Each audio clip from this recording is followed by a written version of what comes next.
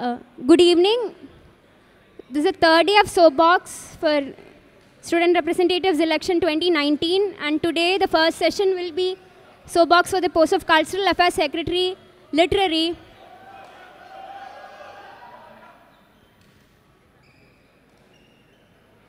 I am Chaitra from Student Election Commission. I will be moderating the Soapbox. The crowd is requested to cooperate with the Election Commission.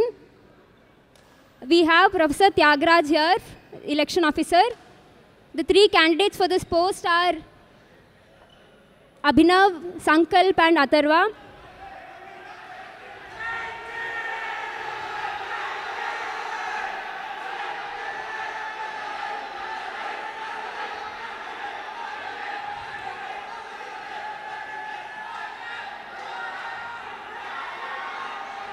Guys, stop! Guys, stop!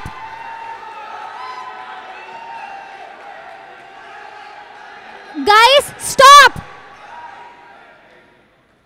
See, if you keep shouting, you'll only take up your time. I'm ending the soapbox by 8:30.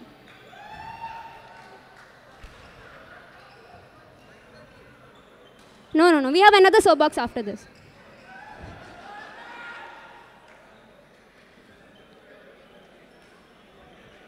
So first, the order of presentation will be Abhinav, Sankalp and Atharva. And with that, so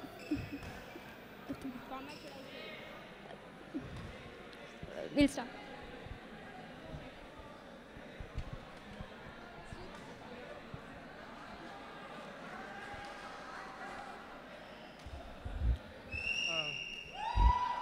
I'll start.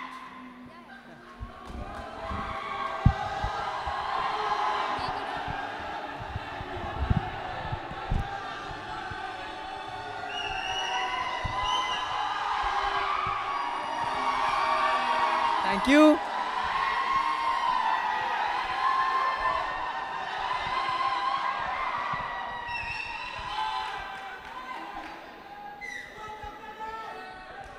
Cool.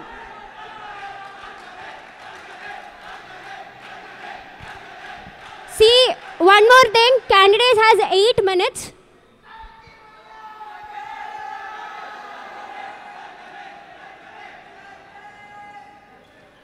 All right. Hi, guys. Just a minute. Let me start the timer. Hi, guys. Okay. I'm Abhinav Kankane. I'm contesting for the post of Cultural Affairs Secretary, Literary. You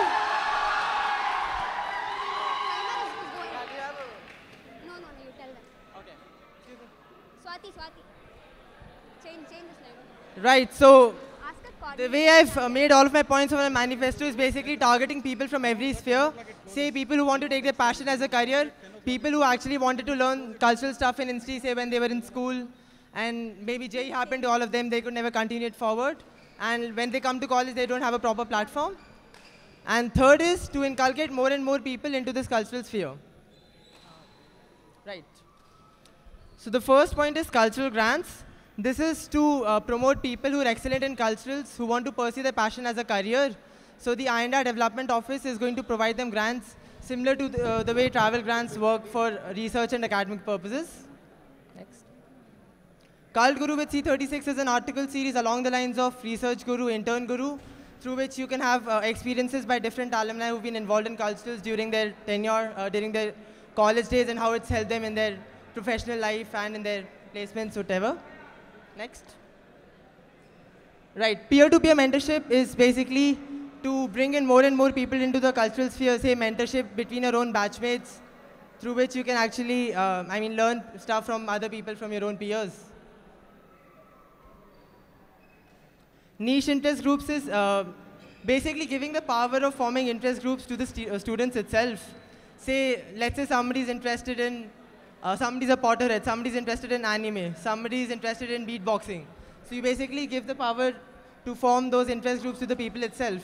And with the help of existing clubs, you can actually collaborate and organize events, propagate it further. Social initiatives. So at the end of the day, you're supposed to give something back to the society itself as well. So we're going to collaborate with NSS teach cultural stuff to the underprivileged students as well, and help them in their personality developments, etc. as well.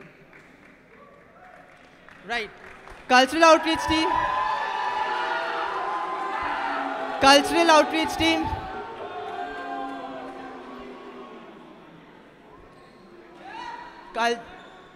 Thanks guys, thanks for your support.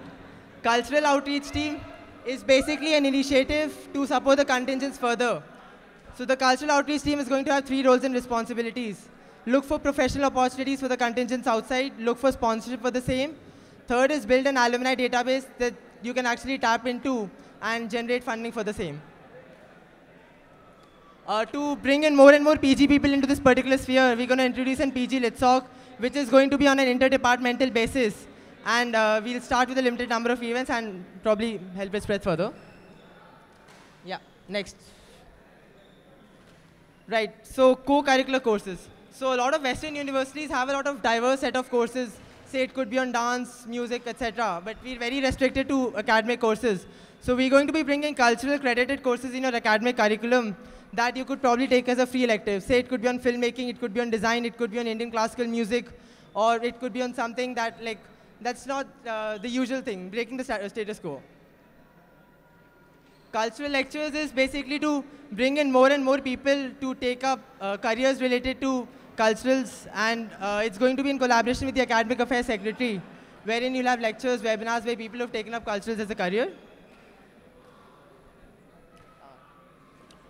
Club-specific blogs is basically to ensure transparency, and right now there's minimal awareness about what each club is doing. So every club is going to maintain a blog of its own through which you could have, say, learning tutorials and whatnot, and wherein you could actually bring in more and more people to get to know more about what the club is doing. Right.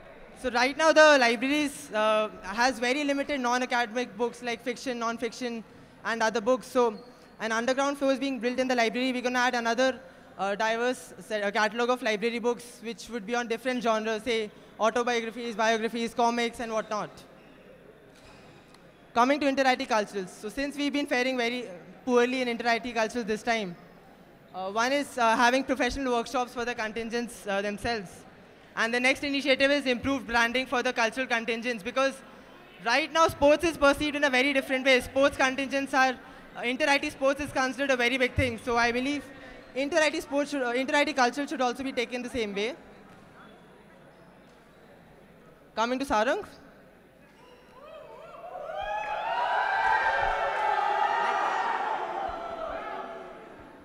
Right. So Sarang Conference is basically a discussion of sorts that's going to invite people from academia, people from different professionals who are actually involved in the social cause of sorts, and they're going to be coming up with solutions based on that. To bring in a more new diverse set of crowd from academia, say people from Institute of Social Sciences or people from local NGOs, etc. Or it could be others as well. Sarang Connect is basically to expand Sarang as a cultural networking hub. I mean, Sarang shouldn't just be events and pro shows, right? There's a lot that people can gain out of Sarang. There's a lot that people can actually learn by interacting more with different contingents with other people that come during Sarang. So Sarang Connect is basically a platform that's going to bring in different people together. Yes. Cool.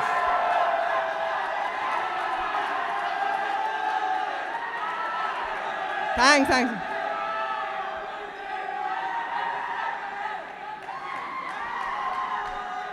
Okay, so yes, free EDM gallery is definitely possible, and I believe that nobody should be deprived of the EDM experience.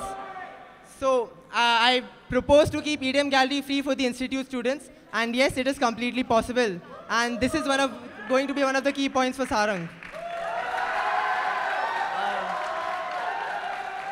So, right, talking a bit about my credentials, I was the social secretary of Saraswati Hostel last year.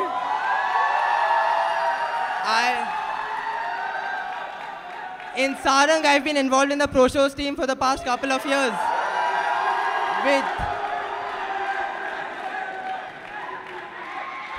And I was the Popular Night coordinator of Sarang 2019. And I guess it was a pretty good show, so yes, thank you. Right, so Yeah, I mean, I'll be happy to clear any of your questions that you'll have in the future.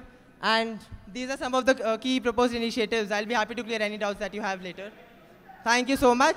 Yes.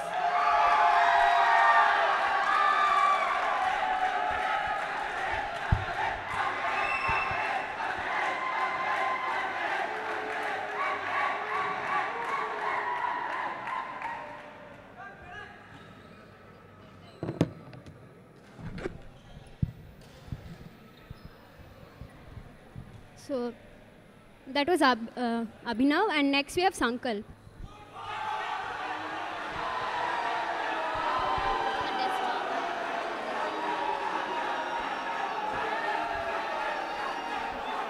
Thank you, guys.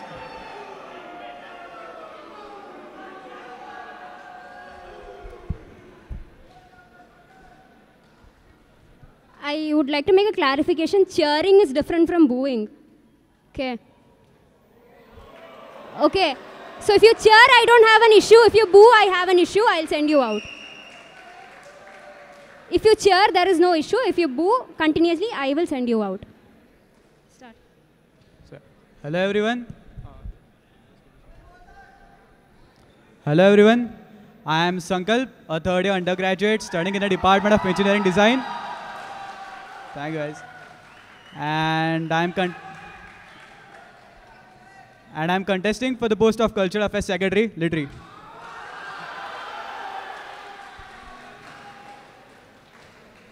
Next slide.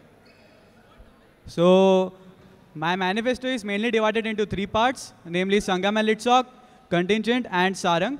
I'll brief you about my initiatives for the same. And yeah, so yeah, next slide.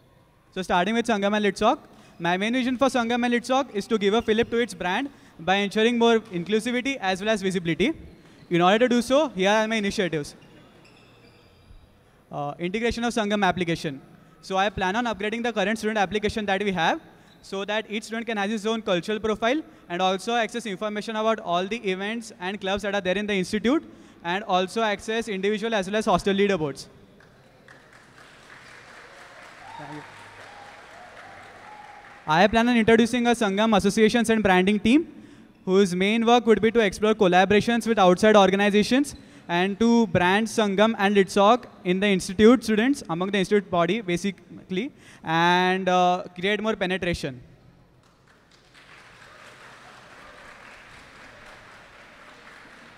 Also, to involve more PG students in the cultural scene of the institute, I plan on introducing an inter-department PG Litsoc League, which will take into consideration the time constraints, social circles, as well as interests of the PG students. Also, to give a platform to all sabhas and samitis to come together and showcase their culture and talent on a large scale, I plan on introducing a vernacular weekender, taking inspiration from Club Weekender.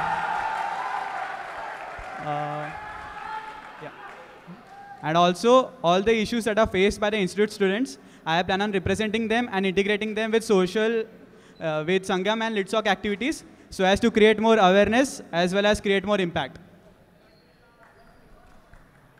Also, I plan on creating a cultural brochure which would contain exhaustive information about all the things that are happening in the institute as far as it's related to culture.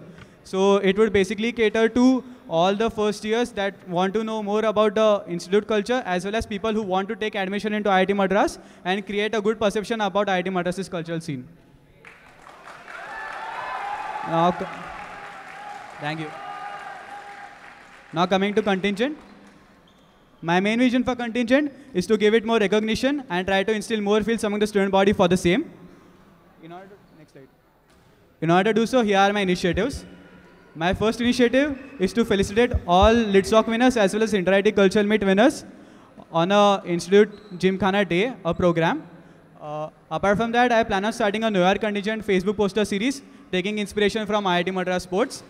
And also, I plan on adding relevant events to Litsoc and Sangam in order to prepare Institute more for Inter-IT Cultural Meet.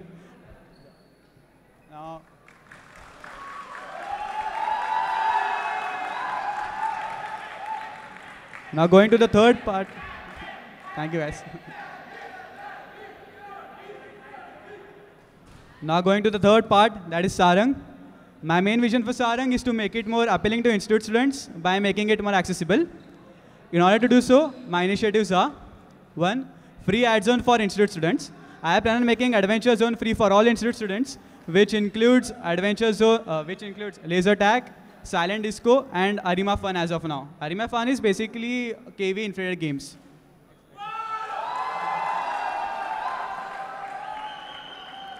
Also, I plan on adding a YouTube fest, which would act as an umbrella under which famous YouTubers would come down to Sarang and interact with the crowd and add value to the festival.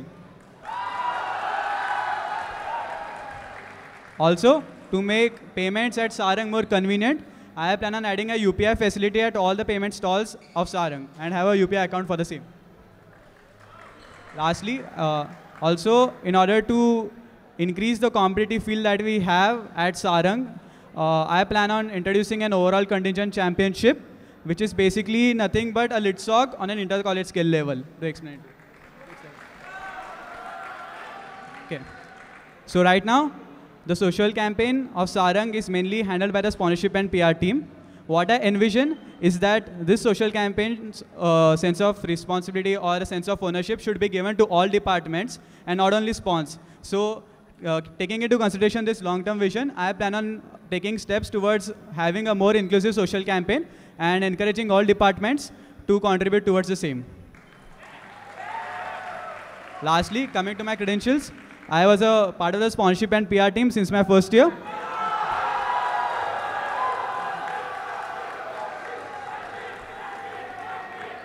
Thank you, guys. And also, I was a Litsoc volunteer in Jamuna hostel in my second year. So yeah.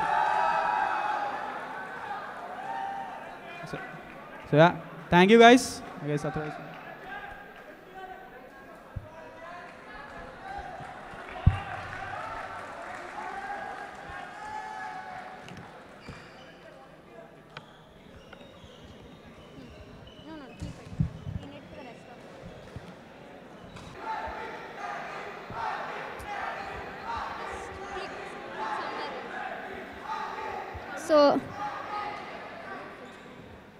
So our third candidate for this post is Atharva.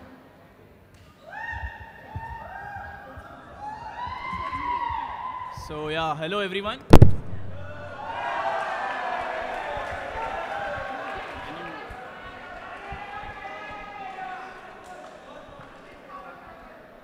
Yeah, thank you. So hello everyone, my name is Atharva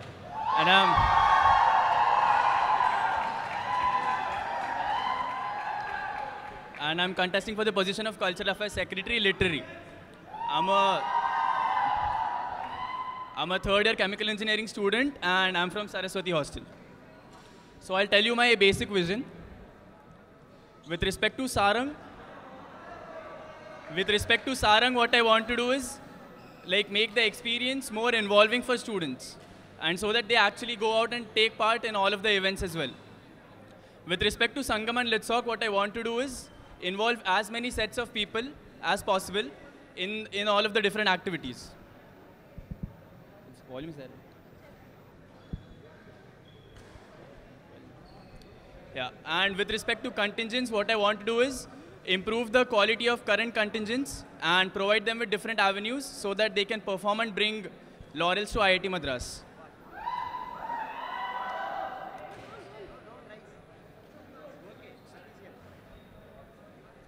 Yeah, so first we'll start off with Sangam and Litsoc. So under Cultures of India, currently what happens is different sabhas and samitis organize their own festivals which many people actually attend. But they need some help from Sangam as well as different hostels in the form of volunteers. So these will be provided from hostels as well as Sangam and Sarang team as well. Institute Ethnic Day will be celebrated in collaboration with the Student General Secretary, the Cultural Affairs Secretary, and all of the different sabhas and samitis. And vernacular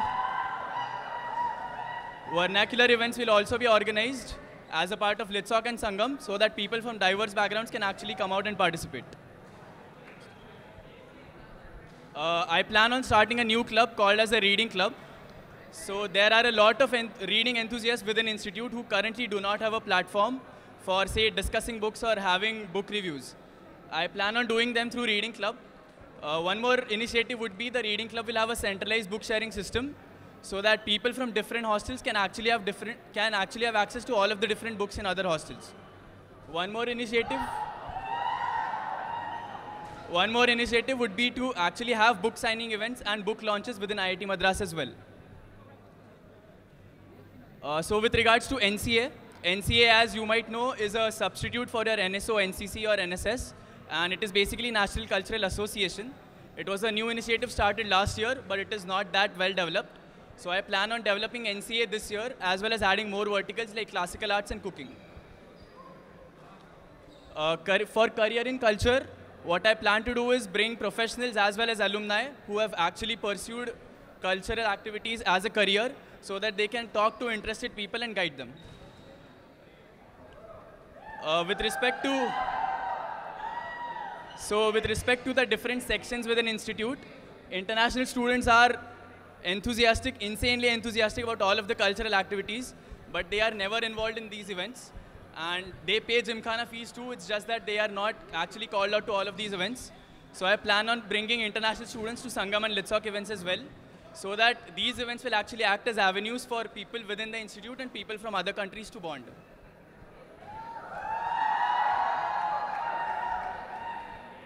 So with respect to PG students, the participation from the PG side is particularly low because there are two main reasons. First of all, they do not have proper information as to what all the events are actually happening. And second reason is they themselves do not feel that comfortable in attending all of the events. So what I plan to do is actually inform PG students regarding all of the events which are happening and have different events specially for PGs as well. So in respect to leisure shows, there are no shows where students can actually just go and enjoy in the even semester. There are a lot of events in your odd semester which are related to freshie orientations or actually events leading up to Sarang. But there is nothing of this sort in the even semester. So what I plan on doing is having these leisure shows so that people can just come out and enjoy. So Pratishrut is essentially for people who are interested in classical arts. Currently, there are very few avenues wherein people can actually learn the classical arts. And Pratishrut is an organization within institute which comprises of all of the professors who are willing to mentor people. So people will be provided mentorship through Pratishrut through the classical arts conveners, classical arts club conveners. So you might know that 2-3 years ago, the cultures within hostel was a very special thing. Hostel fields were a great thing. Litzok was a very prestigious event. But then these feelings have somewhat dimmed down in the recent years. So what I plan on doing is actually have intra-hostel bonding events so that students from the same hostel can at least come out together, interact with each other, and inculcate those hostel fields again. A hangout zone will be created at Cork, and playing cards and board games will be made available at Cork so that people can actually use them.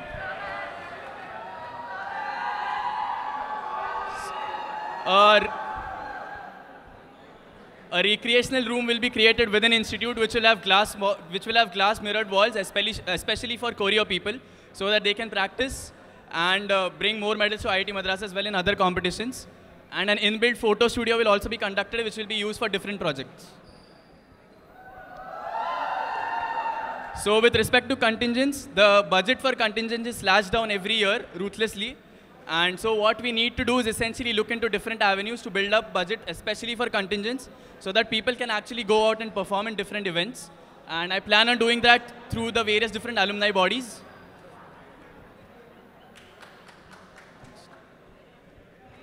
The selections in the contingents are also not done in a proper way. So what I plan on doing is actually having a structured way so that people are selected in all the contingents. And the number of members per contingents will also be reduced so that more focus is given on quality rather than quantity. Coming to Sarang, my first initiative for making the events more interactive is under International Festival. So currently, there are very few Sarang events which people can actually see. But there are certain events like the sushi making workshop or something like a boomerang workshop, which people actually enjoyed because it was something new. So I plan on having these events under international festival, which will highlight all of the different cultures of the world. So the choose your own artist thing.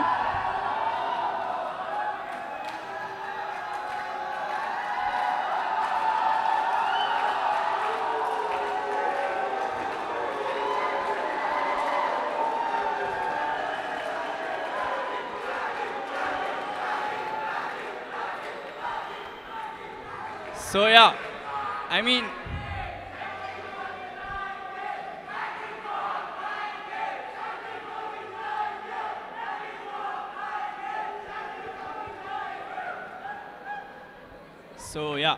currently what happens is students do not have that much of a choice as to which artist is actually called out for Sarang. I mean, what I plan on doing is actually conducting a poll, and the guy or girl or band who receives the most amount of votes will actually be called out to perform during Sarang.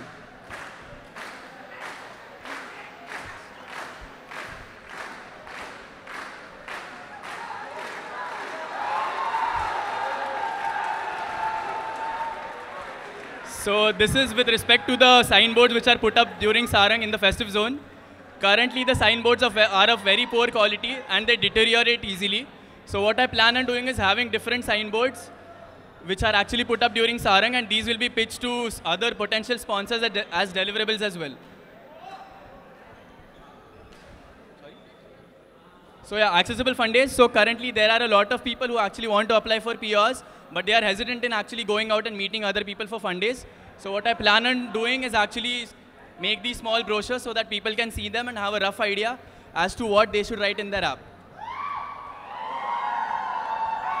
So with regards to finance portal, we have a finance portal for Sarang, but it is not functional. So what I plan on doing is revamping the finance portal and have a different one for Sangam as well. Coming to my credentials, I was a sponsorship and PR coordinator for Sarang 2018-19.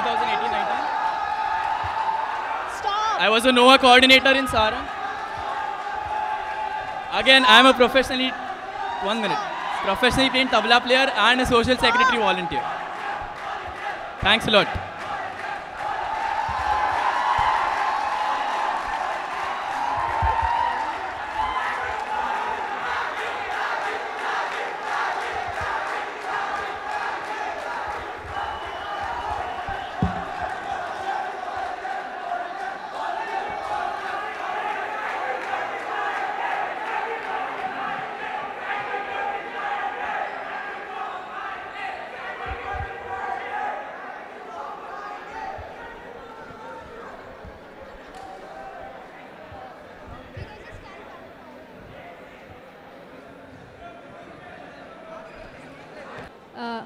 We'll go in the order of presentation if you don't mind. So, Abhinav, first to Sanklap and then to Atharva. All right. So, my first question would be... So, we'll go 3 rounds. So, first question, everyone asks their first question and then we'll go. 1 question, 2 follow-ups. Right. In the end, if we don't have time, we'll cut short the number of follow-ups. All right, works. Right, so my first question would be Sankalp. Right. Can you please elaborate your plan for the YouTube Fest? And what exactly are you planning to do out of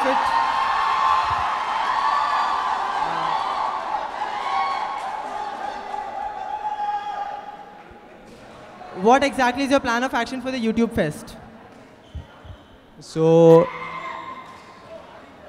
you want to know about my plan of action for YouTube Fest, right? Yeah, how are you planning to conduct it? So what I plan on doing is thank you guys, thank you. What I plan on doing in YouTube Fest is to call famous YouTubers or the famous people who have become famous because of their YouTube channels. This will be, so what my plan of concept is that according to me, this will be taken up by NOVA as their new vertical or their new event. They'll be contacting such YouTubers and they will come down to Sarang and interact with the crowd. If you want a proof of concept, you can check up Bits Embryo, wherein they have a conclave. wherein they usually have a conclave, YouTube conclave, wherein 6 or 7 famous YouTubers have come down. And in fact, even Prajakta Kohli made a video out of her visit to that festival last year, which awarded Beats Embryo a lot of PR as well. So are you aware of the fact that we already had 3 YouTubers who came to Sarang this year, Drew Brinsky, Prajakta Kohli and Dhruv Sehgal?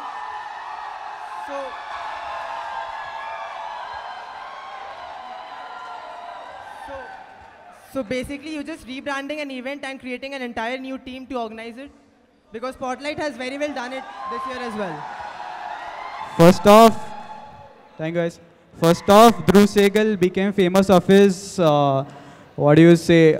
he's acting in online series. He didn't become famous because of YouTube channels. What I aim to bring is people who are becoming famous because of the YouTube channel. Like there's Tech Ranjit, there's Sandeep Maheshwari, there's Prajakta Kohli because of her vlogging skills. What you're including is limited only to vlogging. I want to expand that horizon. There are various artists who have become famous because of that, because of their singing and acting skills as well. One follow.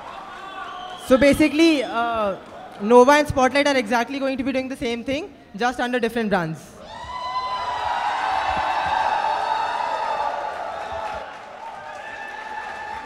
Thank you guys. So this is to increase the spectrum of speakers that we have in the institute. Second thing, if we brand it as a separate avenue, it helps in sponsorship and PR to generate more revenue because we can have more sponsors for that avenue. Third thing, this can also increase Sarang's PR on YouTube, which is low as of now. Fair enough. Okay, my first question to Atharva would be, could you please explain what exactly you mean by choose your own artist?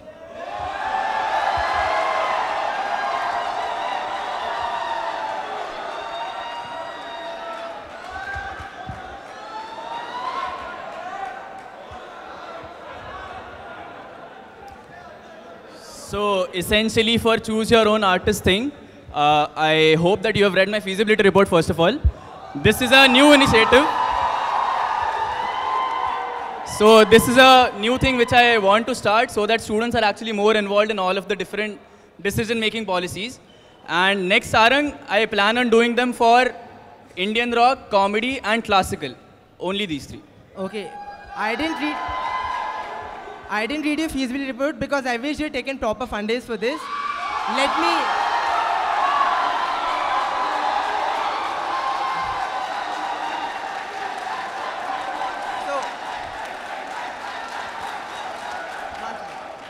Let me explain to you why it is not possible. The only reason we don't reveal the priority list of artists is because there are a lot of PR agencies that keep track of what the college is doing, and the moment they get a hint of who the probable artists are, the prices shoot up drastically, and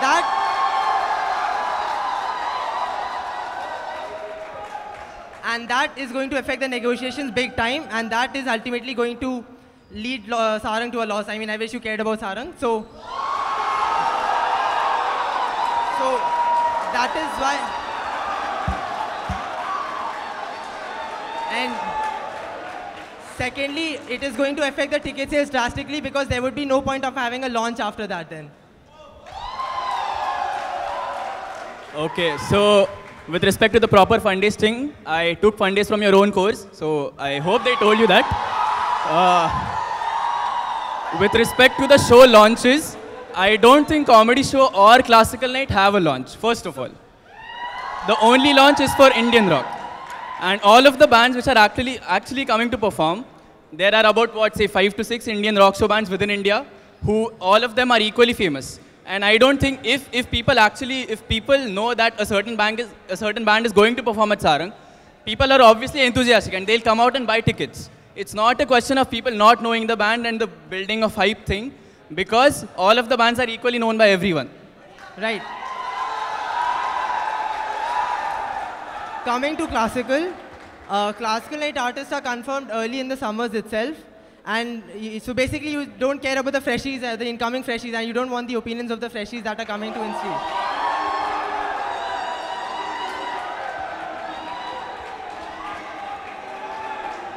So, first of all, are you assuming that freshies aren't interested in classical arts? No, I'm assuming And don't forget one thing, PGs account for around 50% of the institute population, and around 30 to 40% of them actually want classical night. And they are in favor of classical night. Right. And it is in respect to them as well. But the point I'm trying... Okay, so you don't want my question. Fine, fair enough. You can ask if you want to.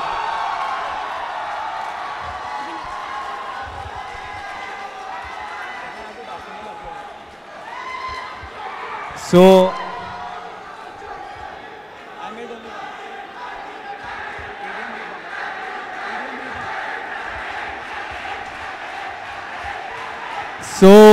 this might seem as a deja vu for some people, but I want to question you on your free EDM gallery model.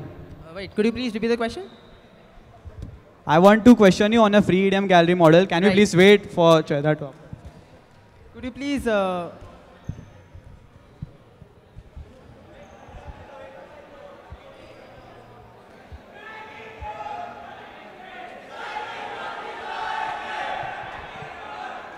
your free EDM night model, I didn't see any number in your feasibility report, Abhinav. Yeah, so but please, I tried to do a bit of research myself. Let me complete my question and then maybe we can hear your side as well. Yeah, please. So,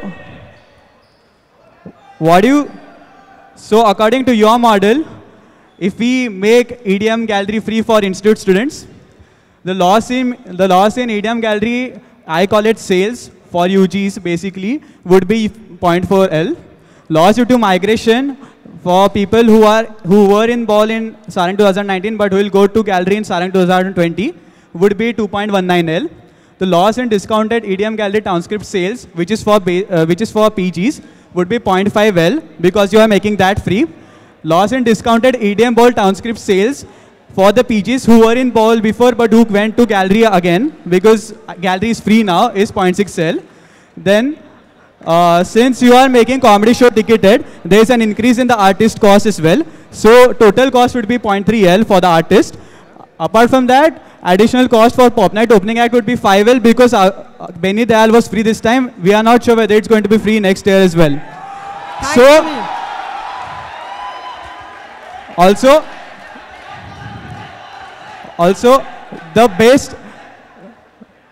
in the best case scenario, you can generate a revenue of 1.6 L from making comedy show ticketed, and taking into consideration more people coming into bowl, you can generate a revenue of 1 L. So you will have to cover for a loss of 6.4 L. How are you planning to do that? Could you please show the base on how you've got these figures? Could you please show the base on how you've got these figures? Because I'm pretty sure most of them might be wrong. I have the numbers. I have it in a sheet right here. You want to look at the sheet? Yeah, please.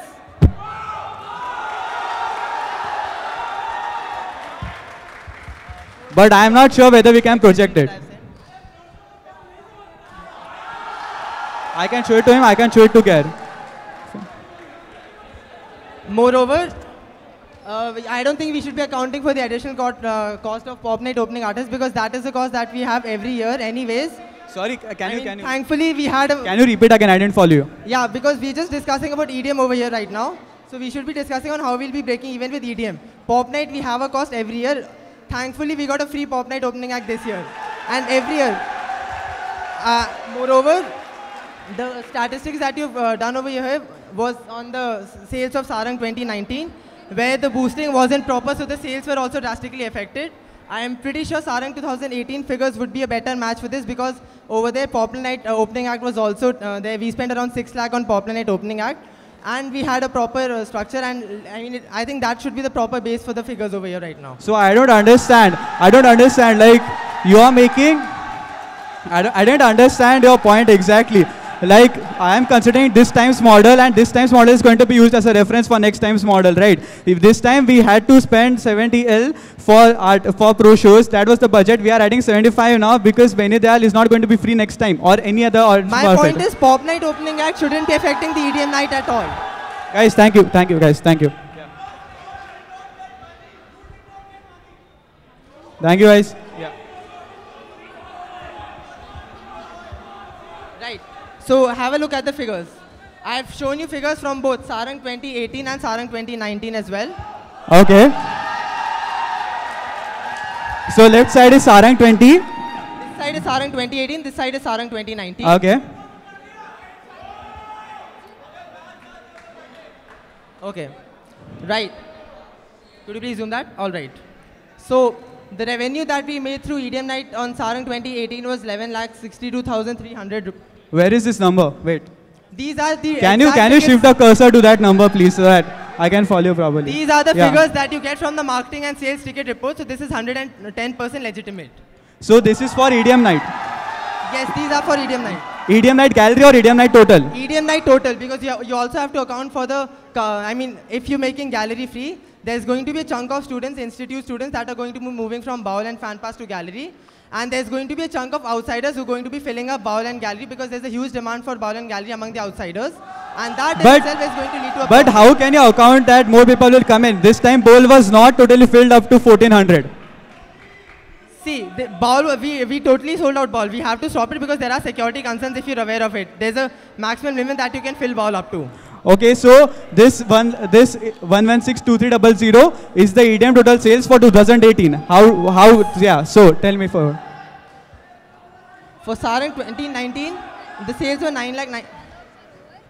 Is this not Paula, ma'am? I'm trying to understand this model. I mean, can I explain my model at least? You explain everything first, then I'll ask you a follow-up question. Please let me explain first. Now, if you keep EDM gallery free for Sarang 2019 model, the maximum loss that you're going to make is around the number of gallery tickets sold were around 780 or 99 per ticket. So the maximum loss that you'll make is around 75,000. Let's rule that out. For Sarang 2018, the loss that you'd be making if you'd be keeping gallery free is 514 into 300. That's around. Can you please go a bit slow? I cannot understand you, dude. Seriously. Yeah, of course. Please, I'll have to. Yeah.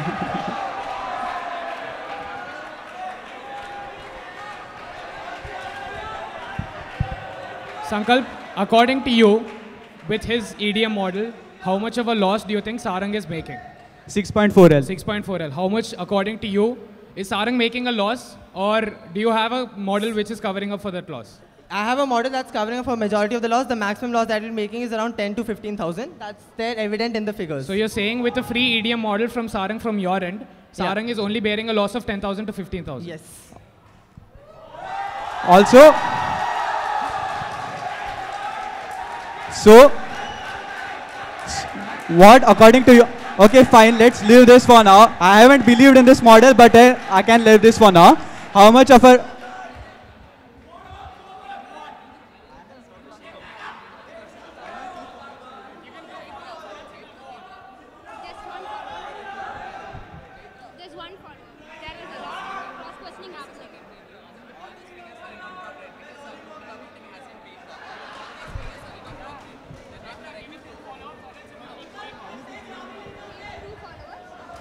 Okay, let's leave this for now since most of the people won't or anything. Since it's creating a lot of confusion. How much of a revenue are you generating from your comedy show?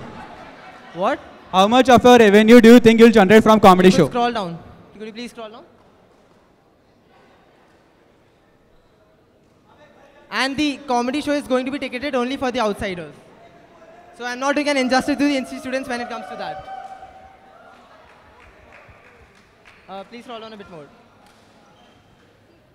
Yes. 1,42,500. 1,40,000. How much? What is this bowl and gallery? Are you planning to have comedy show in OAT now? What? Are you planning to have comedy show in OAT? Because I see bowl and gallery over there. Yes. The bowl has a capacity of 850 and the gallery has a much greater capacity. The follow-ups are over.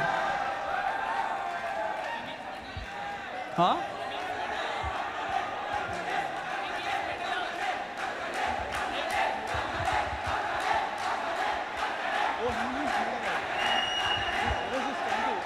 I was just trying to understand this. That's why I was saying. One follow-up is remaining, right? One follow-up. No follow-up is remaining. Sure. So no follow-ups are remaining now.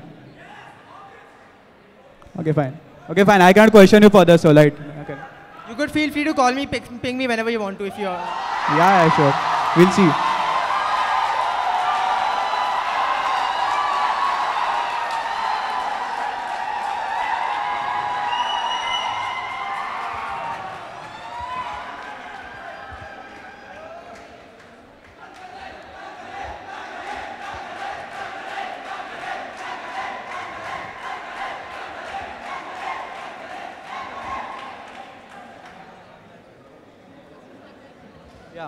So Atharva, my question to you is on your point of intra-hostel bonding.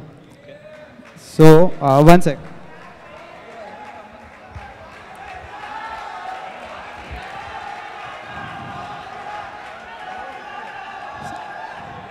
So can you first tell me exactly what your plan is for intra-hostel bonding before I begin my questions?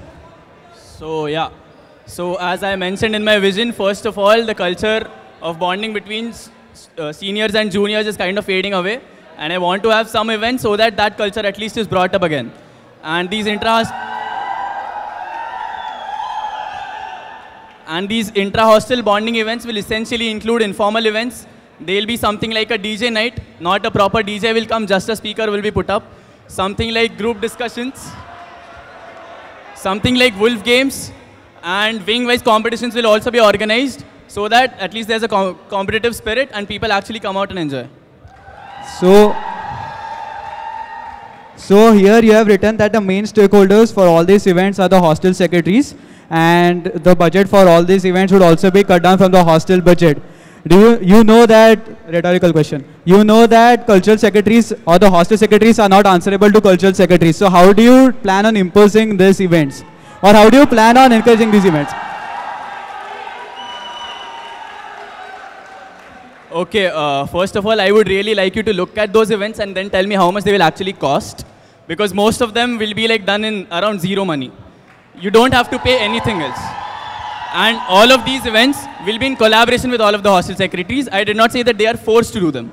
Because there is a common hostel secretary group, if you might know, which includes all of the hostel secretaries and the cultural secretaries.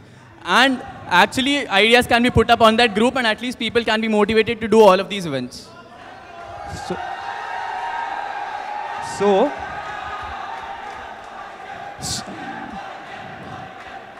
what is the value addition from the cultural secretary's point of view? You cannot tell all the hostel secretaries to do these events unless and until they want to do it themselves. What is the value input that you are giving them? Okay, so I'll tell you. I spoke to Krishna hostel secretaries, Kaveri hostel secretaries, all of the Pampa, all of the hostel secretaries, Saras,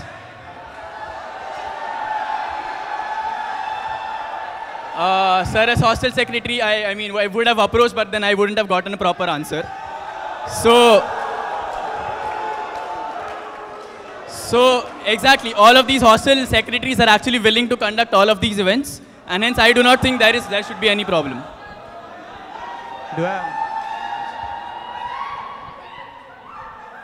Atharva, your question.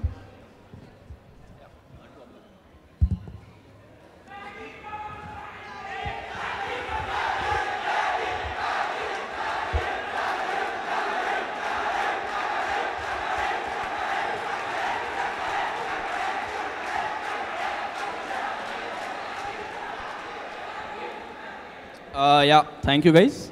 So my question is related to your niche interest groups. Yeah. So you mentioned some groups like anime, origami, and I think history. So all of these groups, first of all, actually exist, and everyone is actually using them. And these groups, first of all, are essentially WhatsApp groups. And you've said it in your manifesto or that feasibility report that you said that you'll facilitate easy creation of these groups. So can you please tell me how much more easier can you actually make these WhatsApp groups, because the process is very simple currently. Okay.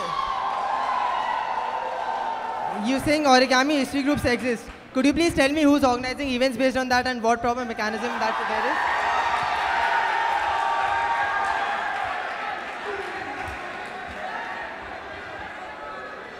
is? So there are some informal events which are conducted by fine arts. There are many people who I personally know who actually do origami and make all of these different creations.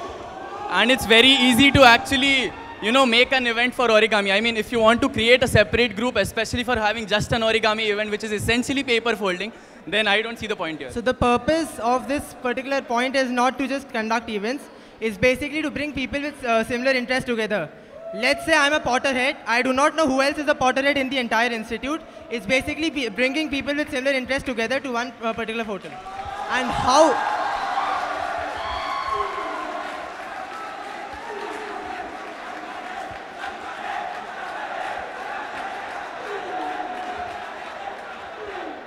So, yeah, first of all, are you a Potterhead? Are you a Potterhead? Yes, I am. Okay. Your follow-up is done with that. So, I mean... Your follow-up is done with that question.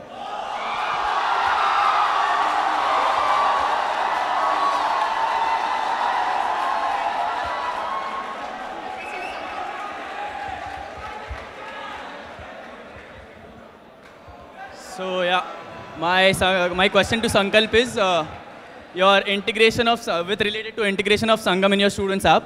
So first of all, Students app comes under the jurisdiction of Institute Web Ops and not Sarang Web Ops. So have you essentially spoken to all of the cores or the conveners? Yes, I have talked to Harshita, who is the Institute Web Ops core, and she has agreed and she has said that this is possible. Okay, and one more thing is, they themselves do not have enough people to actually do all the necessary requirements which are there for the institute, and you think you are burdening them with more responsibilities for Sangam especially. Why would they agree? So even though I am burdening them with additional things, I'll make sure that all of the requirements are fulfilled, and it will be basically a collaboration between the cultural secretary and all the clubs between Web Ops team. Again, with respect to the burdening thing, you said that you'll try to make them to do all of these things, but one more, essentially the most important thing is your Sangam calendar is not static, it's dynamic, it keeps on changing. So you essentially have to bug them every time to actually change the calendar. And if at some point, actually they get frustrated or they don't want to do, then what is your plan for that? So right now, I guess our Sangam or Litsock calendar is quite static except a few modifications here and there. And I never told in my point that I'm going to have an actual calendar. Instead, I'm going to keep updating information about all the events that are there and have a list of events that are happening and all the list of clubs that are there.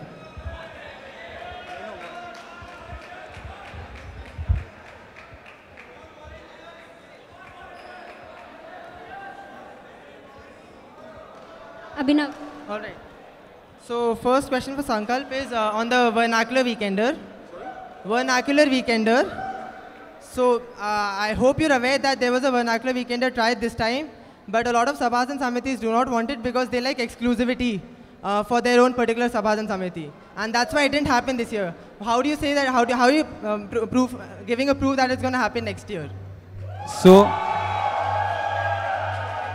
first off, I have talked to all Sabhas and Samitis, and I am simply felicitating a program or a grand mega orientation where all Sabhas and Samitis would come together and interact with the student community as a whole. I am not sensing any sense of ownership from them. I am simply a felicitator wherein I can give them a platform or a stage where they can showcase their culture. And who's going to be taking care of the financial requirements? Production will be bared by Sangam budget. Production will be bared by us. Production will be dealt by us. Yes. And how much would the production cost be? And I hope you're aware that we're actually in a budget crunch for Sangam as well. And if we keep on spending on different events, it's going to be a huge. Secondly, most of the Sabhas and Samitis want independence and they do not want to be integrated with us because then they think that they lose their uniqueness. So, as far as uniqueness is concerned, if I am giving a slot to each Sabha and Samiti, I don't know how their uniqueness is losing. Only answer one of those two questions. Either the budget I can or answer all. Uniqueness. Only one. So can I answer one more? Only one. So shall I continue my answer or not? I mean, I am done with one part.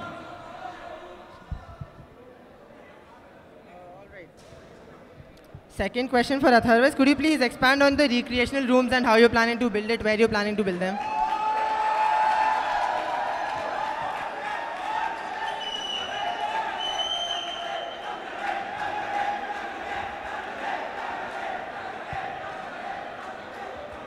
So yeah, the purpose of recreational rooms is clearly mentioned in my manifesto, so I need not tell that.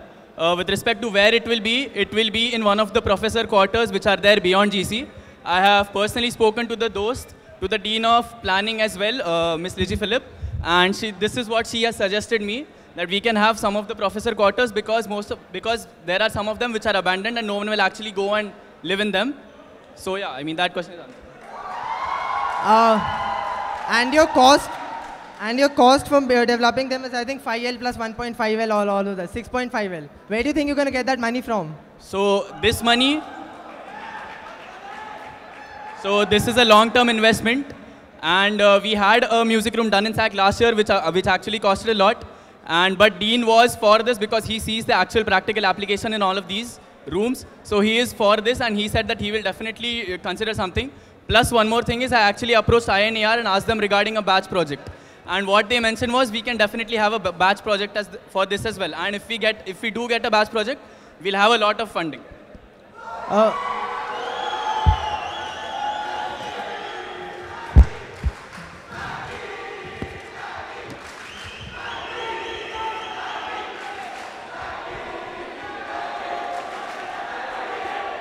Guys,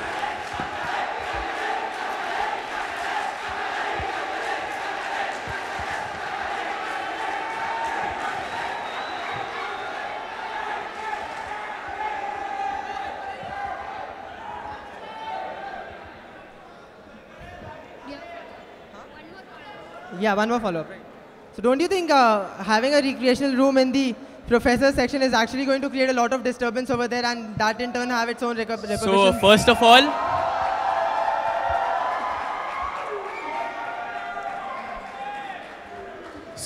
all of these quarters are very isolated. I mean, you should actually go and check them out once. And there won't be any disturbance because the dean himself says that this is very doable. So I don't think we raising issues regarding that is of any use now.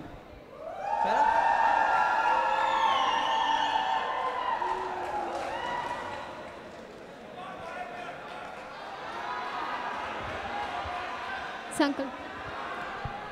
Okay, so my question is to Abhinav. Yeah. So first up, before I start, can you please tell us about your groundwork for your co-curricular courses point? All right. So firstly, I noticed that a lot of Western universities have diverse set of courses. So I went to the Dean Academics. I sat down with him for a couple of hours. He was very open to the idea of having co-curricular courses which would be part of your academic curriculum. So you know that Dean Acad is not the final authority who can... yes, it has to be passed through the Senate. Let me finish my question. No. Dean Acad is not the final authority who can pass any courses. You need to have a proper structure. You need to have who is going to grade the courses. You need to have all the instructors that are going to take up those courses. You need to have everything regarding how you'll grade it and everything. Do you have anything like that ready? And if not, who is going to do it and when? Cool. I hope you're aware that there are already similar courses in the HS department. Secondly, the cultural scene in Chennai is very good. I'll tell you the statistics. We pay around 7.5 to 8,000 per guest lecture per class, which is around 3.2L per semester. What at 7? What? The amount of money that you give to a guest lecture, and that is going to get you a very good professional from the guys, thank you guys. Guys, thank you. That is going to get you a very good professional. The course is going to be routed through the HS department, and the request is going to come to the Dean Acad, which is going to be passed through the Senate. And he's very open to this idea because he himself has been taking up similar courses when he went for exchange programs. So if you talk to the Dean Academics, if you talk to the concerned faculty, they'll be very open to this. So first off, it's not only the Senate, but you need to also pass it from BSc, and also, yes, I'm aware of that. Since already these courses are existing, as you said, what new are you bringing to the table? You could have a very diverse set of courses, say on filmmaking, design, Indian classical music, Indian dance and whatnot. Something that's going to incentivize people to come into the cultural scene. I guess my 2 follow-ups are done.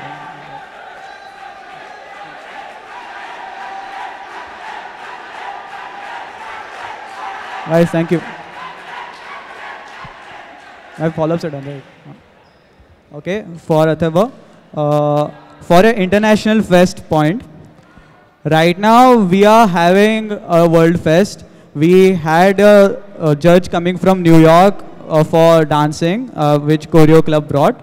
We had roadshows bring foreign artists for engaging with the crowd. We also had a foreign chef from Nova Cooking Club.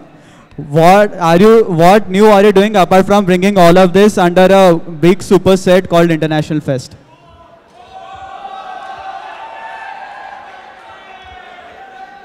So essentially, first of all, you're pinpointing events, and the judge which actually came from New York did not interact with the crowd, first of all. So International Fest will essentially have many more of these events which actually engage people, because something like a sushi making workshop or something like the martial arts thing which we had 2 sarangs ago, these are events which people actually want to go and enjoy and see because they are curious about them. So I plan on having more of these events under Sarang, under International Fest. It's not completely a new thing, but I definitely want to broaden the hemisphere of all the events which might be possible. But right now, all the event clubs are already trying to add value to the events by bringing such foreign artists and foreign people in order to broaden their culture and scale of the event. How are you helping them now? Okay, you say that many clubs are actually trying to bring foreign people. Can you name at least 3 clubs which are actually doing this? It's not like... Guys, thank you guys. So, why won't I, if I am a food fest coordinator, why won't I have a sushi workshop before? Why would... Guys, let's please hear what they have to say. So let's say I'm a food fest coordinator. I would obviously want more outside cuisines to have to come to Sarang and have people workshop on everything. If I'm in dance, I'll obviously want more outside people to come and and teach the people on how outside salsa dancing or tap dancing or anything works. What else? Can you name? Wait, I'll name again one club. But again, let's say. Okay, fine. So I cannot since I can also I can also twist this point on you. If there are no 3 clubs who want foreign artists to come, how are you going to add value to your event? If there are, I'll repeat my question again. If there are so many events or event verticals who actually want foreign artists to come to Sarang, how is International Fest adding value? So I think you did not clearly understand my question. First of all, I asked you clubs, and Food Fest is not a club. So with respect to all of these Nova clubs, is, and Nova and Food Fest is under Nova. It's not a club. But Nova is. So essentially, there are many clubs like Dramatics can have actually international people come out and have plays. Choreo team can actually call someone who knows how to tap dance. They can teach people how to tap dance. Music club can actually call people who know how to play bagpipes. They can tell people how to play bagpipes. I can list out endless possibilities which each and every club can do. Yes, but... So I think this is definitely possible. But again, my point exactly. How are you ensuring that this happens? Instead of personally painting each and every Karmina, how are you ensuring that, or painting the course, how are you ensuring that this happens? First of all, there is this ideology that having different events, unique events to actually engage people is not there with all of the clubs. So once you introduce this to them, they will naturally find some avenues wherein they can actually call people.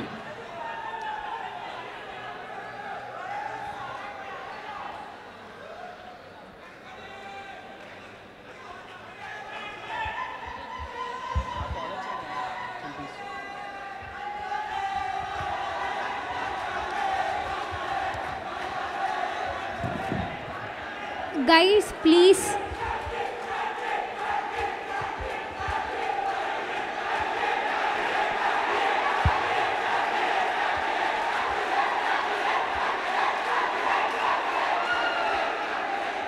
Guys, you're eating up into the time. We'll do one thing. After the question and the follow-ups, then you cheer. After everything, you cheer for half a minute. Okay? Everyone cheer together. Now let them ask questions. Start your question. All right.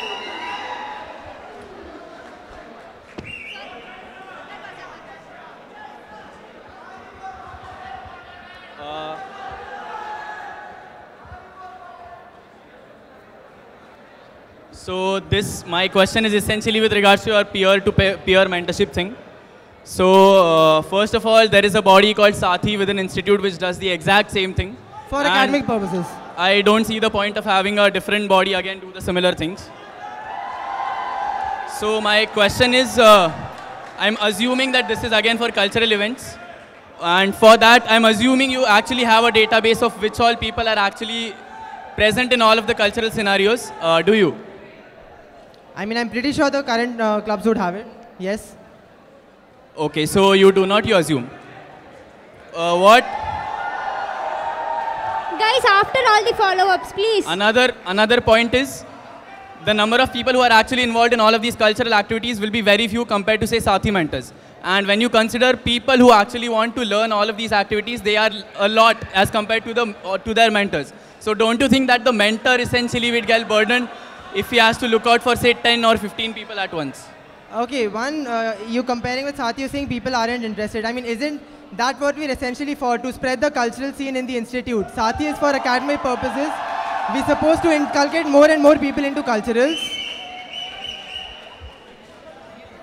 And even if we can cater to, say, 60, 70 students, and if they're learning something new at the end of 1 year, I'm pretty sure it's going to be useful for the entire overall culture.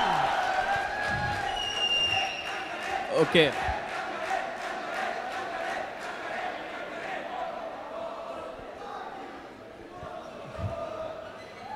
So when you essentially say you want to spread the cultural scenario in institute, you actually need to have people who are willing to do that, which you don't.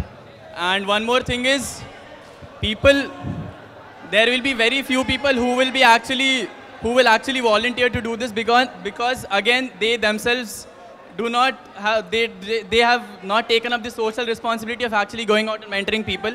If there are students who actually want to learn something about cultural activities, they will approach people who actually know them through outside classes or through professors or through some of their known seniors. They would not definitely approach random seniors if you just tell them to go and talk to them. Right, and that is why we're calling it peer-to-peer mentorship. Secondly, you want proof of concept. Sathi is a proof of concept. Mentorship actually works, and the whole purpose of this is so that beginners can actually meet people who are actually developed in that particular cultural sphere. It's a very basic fund of sending out a Google form and getting responses from people who are actually interested in that particular domain.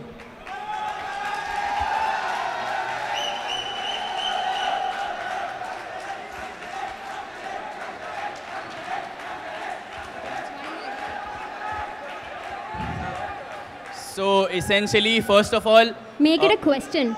Yeah. So if you consider Sathi, there are around 8 to 7 people in a team, and how many of them actually do you feel are getting help from their mentors? You're trying to imply that Sathi is not at all useful. Is that what you're trying to imply? Right.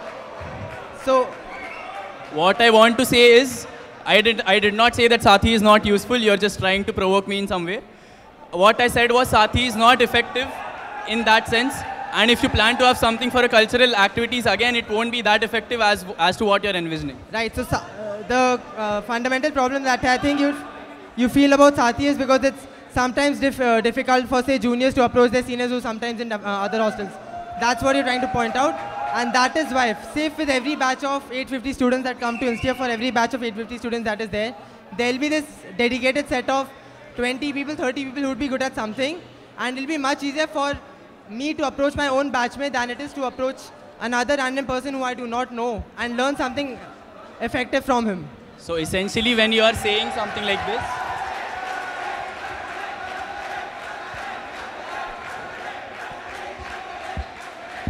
guys, please. So when you are saying something like this, essentially you... Follow-up is over.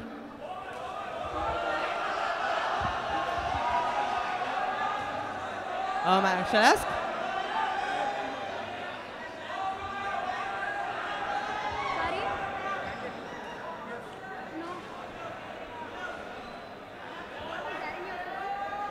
Huh?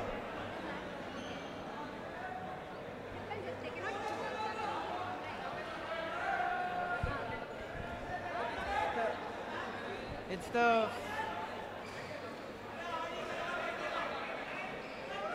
I'll start.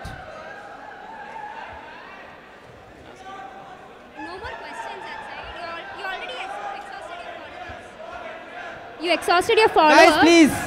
Guys. He answered? He got one more chance, even I should get one. No, we are finishing. We are running out of time. Then be strict with everyone. Okay. You have anything left to add? You have 3 questions, right? Or 2 questions only? 2.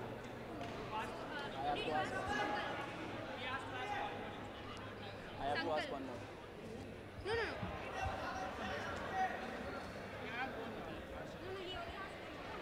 Did you ask I'll ask Sankalp? one to him. So my question is for Sankalp again. So with respect to your cultural brochure thing, first of all, the brochure which we had for Sarang, the making of the brochure which we had for Sarang was a very painful process this year. I mean, lots of people, lots of design coordinators actually changed a lot, and there were many technicalities, many issues which we faced while making the Sarang brochure. And if it is very difficult to actually make a brochure for Sarang, how do you propose to do it for Sangam as well as all the Sabhas and Samitis?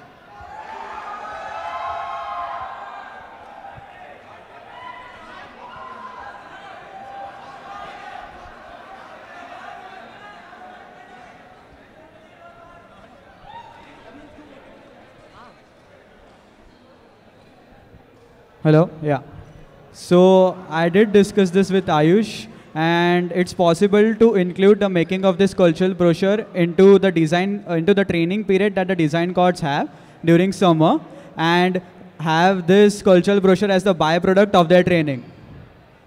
Okay, first of all, Ayush is the core for Sarang media team. Yes. And if you consider Sangam and all the Sabhas and Samitis, they do not come under his jurisdiction. Have you spoken to any people about actually making these brochures for Sangam as well as Sabhas and Samitis? So I plan on having. So even though it, guys, thank you guys. So even though it includes information about Sangam as well as Sabhas and Samitis, my main stakeholder for this cultural brochure is going to be the design team of Sarang, and I'll take information from whatever you need to put in the cultural brochure from all these Sangam events as well as Sabhas and Samitis and put it. The main stakeholder is going to be design team.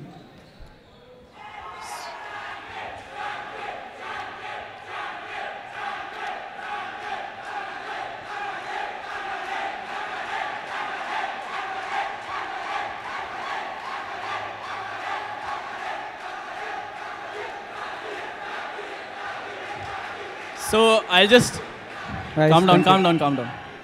So just to sum it up, again, as I mentioned, the brochure making for Sarang itself was not a very good, I'd say, good and efficient process. And there were many technicalities while making the Sarang brochure itself. And even if the core is guaranteeing that we can do it for Sangam as well as Sabhas and Samitis, I mean, I don't know how much amount of, actually you can believe him, because everyone is actually enthusiastic initially, but then after the end of the semester, people actually lose enthusiasm. And if you want to make something for Sabhas or Sangam, you essentially have to talk to those people, which you haven't. What is your question?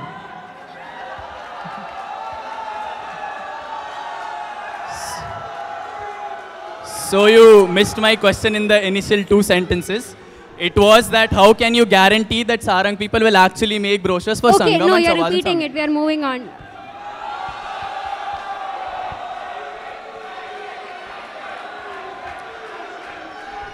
In this round, you have 1 question, 1 follow-up. That's all. You're running out of time. 1 question, you have 1 follow-up for that question. Everyone.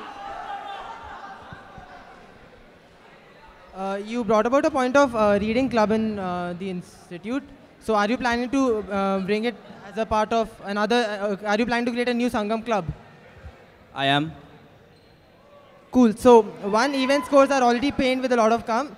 My point is you're planning to create a decentralized library system where you're planning to take books from other hostel libraries as well.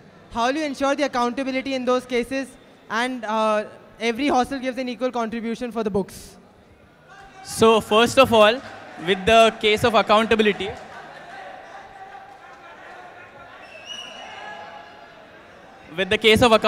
I mean a simple Google sheet can be created and there will be some deadlines. As to even if you put a deadline for 2 weeks, people who are actually exceeding the deadline, they'll be made to pay fines. this is not a very difficult process. If you consider the addition of a new club to Sangam, then again, the current issue is that there are a lot of clubs, but then the number of conveners only has to be cut down. The plans for which are already being done. And Reading Club will essentially have 1 more convener and 3 to 4 more coordinators. So it won't be that much of a burden on Sangam as well. Cool. Right. So the question to Sankalp is, please elaborate on his plan of action for free art zone for institute students. And how you're going to cover up the loss that we're making.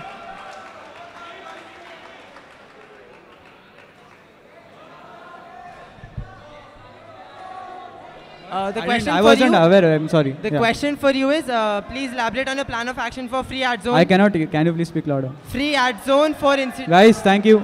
Thank you guys. Yeah, so what of it? So,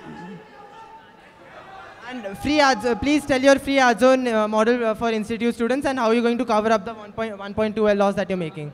So, my model is available on my feasibility report and my, so do you want me to explain that again? No, that shows a loss of 1.2L. How am I planning to cover up the 1L, right? So there are 2 things. See, basically, ad zone consists of 3 parts, right? There's laser tag, there's silent disco, and then there's cave infrared games. The thing is, laser tag is really interested in having a sponsorship association with Sarang, and they always reduce their price in case we give them a lot of branding. This has been tried 2 years ago as well, and this is possible. So therefore, I plan on reducing the price of laser tag that we have to pay the vendor by giving them additional branding. Coming to the rest of the money which we need to cover up, I plan on increasing the hospitality tariff that we have by 50 rupees in order to cover up the rest of the revenue or the rest of the loss.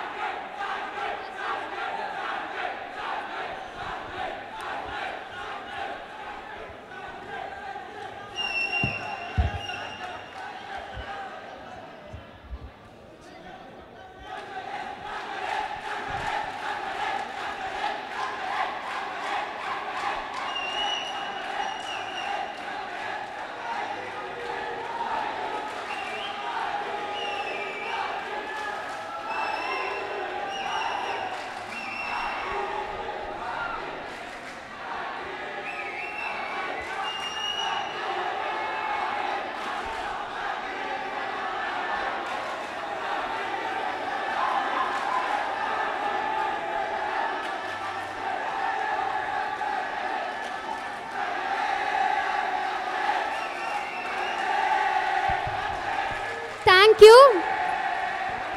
With this, we'll be closing the soapbox.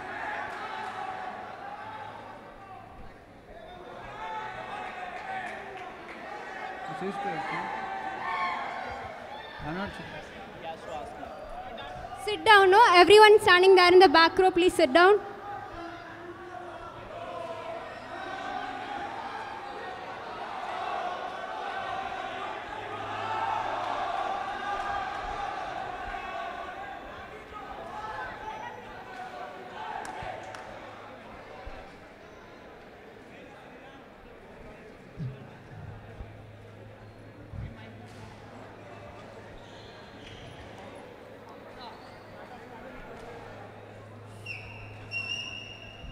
It's my question?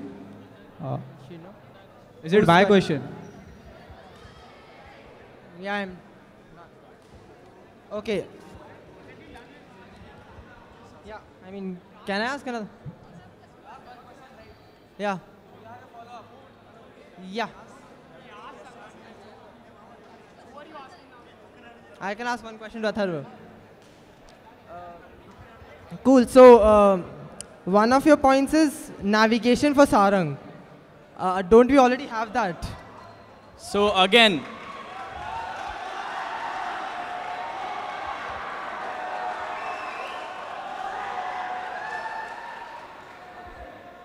so if you would have actually gone through my feasibility report, this is not the traditional navigation thing. Essentially, what you will have is, say, consider Vodafone as approached us for sponsorship. You can have a big Zuzu which will point towards SAC saying that this is SAC.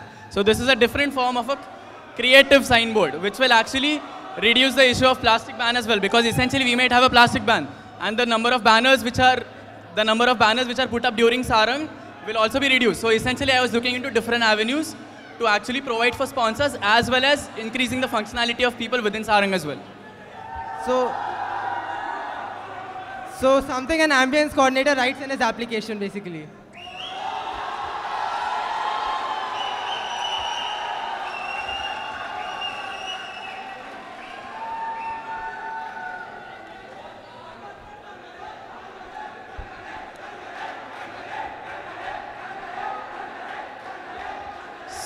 So are you telling me that the ambience team can essentially create these big structures which will actually point out to people that you can go here and there? Because if you consider Arctic Fox actually came this year, they had their own digital display. This is not something which the ambience team can do. You can actually talk to the ambience people and get inputs. Can I ask? My question, right? So, Abhinav, Yeah.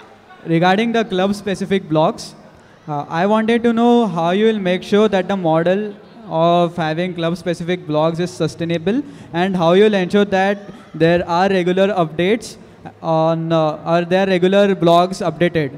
Because even the what proof of concept you gave, I guess the last blog that was updated was 1 year ago. Cool. So take for an example the lit blog that we have, which gets around 10 to 15 views every day, and when something is posted, it gets around 15 views. 10 to 15? Views every day, and when you post something, it gets 50 views. You basically trying to increase the transparency for every club, wherein people can actually not only have updates about the events that are happening, but also learning content, learning tutorials about each and every club, so that there's more stuff about every club as such. I'm really sorry. Can you please repeat again? So you're saying, I'm just asking, I didn't understand. That's why you're saying that the club coordinators will update these blogs and also learn from that. Is that what you're saying? Yes. But again, that's what my point. So, like, again, my question is the same. Like, how you will make sure that it sustains? Like, after one point, the club, it might die out, right? Right. So that's why you're supposed to put content gradually, right, on different things. You could cross-post stuff from other blogs as well in a blog. And that is why you're supposed to keep it more and more interactive. Okay, chill. My one follow-up is already. Also, Atharva, regarding your, I had this one question. So for classic, okay, fine. Repeat again. I had this question. So you have written that you will be collaborating with Pratishrut, right? I guess, isn't Classical Club already trying to explore the same? But people generally do not know that there exists an organization called as Pratishrut. Classical Club knows about them, but it's about how you communicate it with different people. Because there are again many enthusiastic people, especially freshies, who actually know classical arts or who actually want to learn classical arts. And they can approach them through Pratishrut. They can approach Pratishrut through the Classical Club conveners. This message is essentially what I want to spread to the people. So you want to just market that we have a association with Pratishrut and you can avail this collaboration, or you can ping the classical conveners if you want to explore an opportunity? It's not like that. The people who are actually involved in Pratishrut, I have approached them themselves, and they were actually telling me that what can we do to actually interact more with students. So it is a point from their side as well. And so essentially, when it comes to both of the sides who actually want to do the same thing, I don't think there will be any problem. And I'm not just branding Pratishrut, or I'm not just claiming that Pratishrut will be an association or something. Yeah, chill. Yeah, done. Follow-up is also done. One more follow-up. One follow-up, right?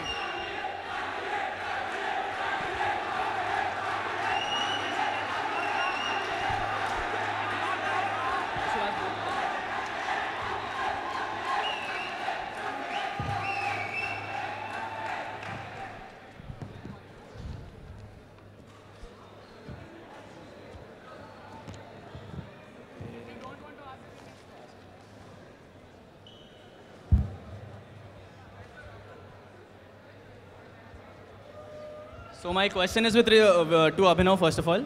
So you've mentioned a point called as Sarang Confluence in your manifesto. Do you know that thing called as a Boon Conclave actually happened 2 years ago, and it was removed because it was not at all successful. So did you actually spoke to the spawns people and get feasibility on this? Yes, I did. I did talk to Aniket, and I tried to find out why it didn't work out this year. This year it didn't work out because we didn't get enough partners that could have helped organize it. And yes, and we didn't have the money to organize it this particular year. You have another question, or should I elaborate on how I'm planning to do it? Can I ask? Follow. So first of all, the very first thing which you should have done was actually spoken to the spawns course, because they are denying that you actually spoke to them. And one more thing is, when you actually want to do things which are related to a conclave, you need to have associations as well. But you essentially need to first be in touch with the people who actually organize all of these events. And just claiming by yourself that I will organize a conclave is not the best way to go about it. Let me give you a proof of concept. I've already talked to 2 different partners. One is people who organize the Dan Utsav Joy of Giving Week, who actually have monthly meetings from national volunteers.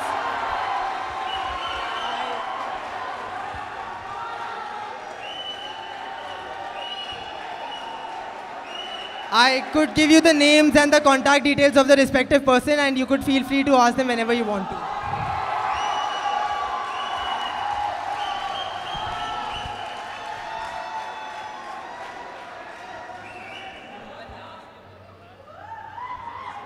So again, first my question is to Sankalp.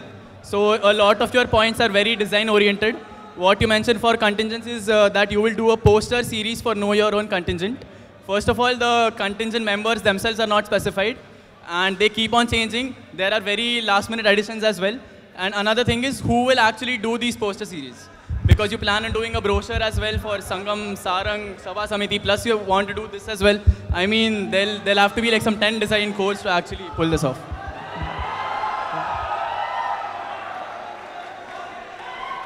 So it's not like the posters are very design intensive.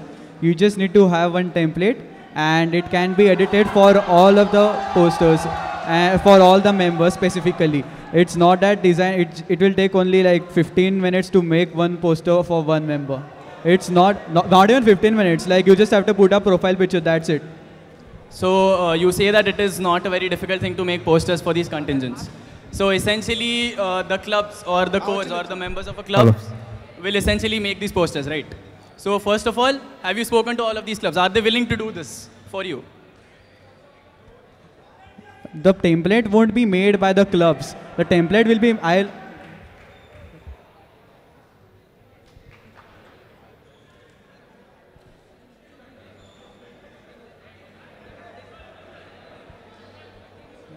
She asked me to stop. Can I continue?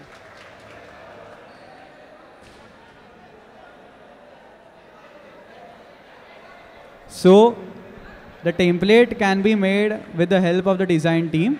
I am simply taking the convener's help in order to add the elements required for each member, nothing else. So I don't think that it's a big issue.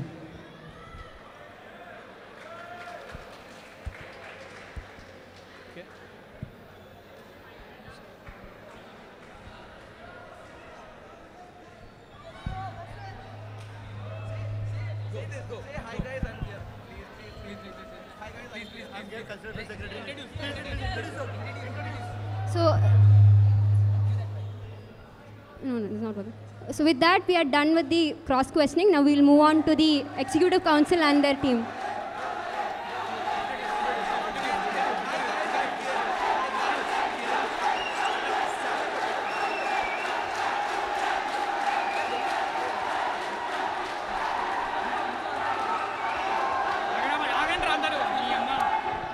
Okay. See, guys, we're short on time, please. Thank see, you. we'll keep a time for cheering after this. Let them finish one set of questions at least to everyone. Or else this is not going to work. So, Sankalp, Atharva, Kankane, I have a question for the three of you. All these 3 questions will be common to the 3 of you. I need the 3 of you to answer. First question, name two stakeholders each with which Sarang's PR is associated and what you guys will do to better their experience. Choose who wants to go first. Choose two stakeholders. Name two stakeholders with which Sarang's PR is associated with and what you as a Culsec will do to better their experience. Only two exactly. Yes. Who's starting first? I'll go first. Atharva.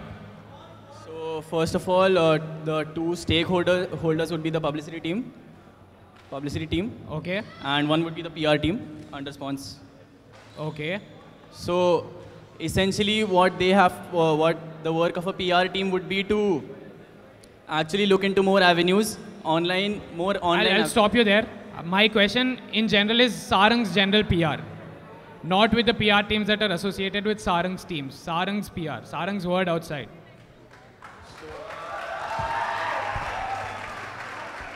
Go ahead. So some people would be within all of the colleges within Chennai who actually attend Sarang. Okay. So initially what we have to do is host spread more publicity about Sarang through online portals as well as offline activities. We can actually go to different colleges, conduct events which build up PR leading to Sarang, so that more information is spread about Sarang and all of the activities happening in Sarang. Next. One more By thing college students, you mean participants of events. Okay. That is one. Next. One more thing would be with respect to all of the NGOs, who are actually associating with Sarang. So we have a social campaign every year. I mean, this year we had LEAP, which was a tremendous success. The main reason was because we partnered with a lot of NGOs.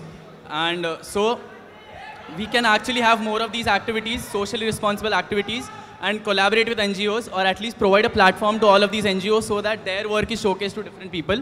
And this will be good PR for Sarang as well as all of the NGOs. Who's going second?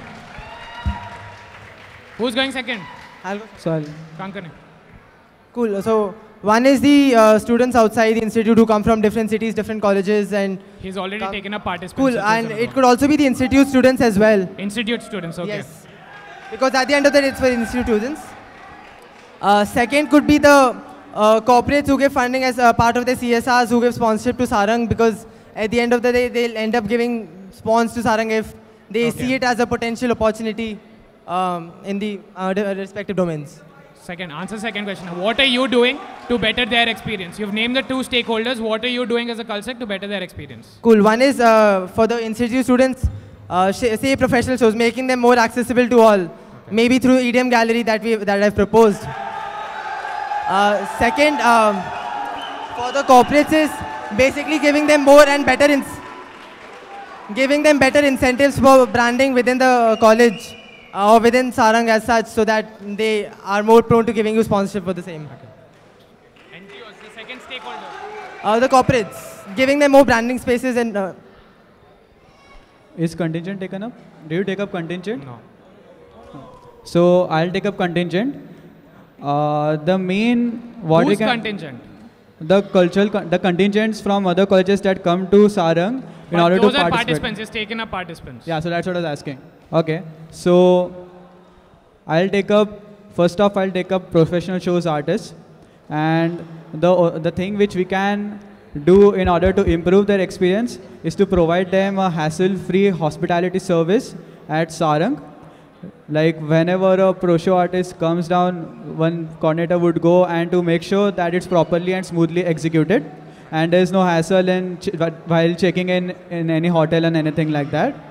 My second stakeholder would be judges that come to events, and to provide more, again, my basic method in order to increase the PR or improve the image of Sarang among the judges that come here is to give them great hospitality services, give them food coupons, which is already being done, but that is one more additional, that is one improved thing and everything.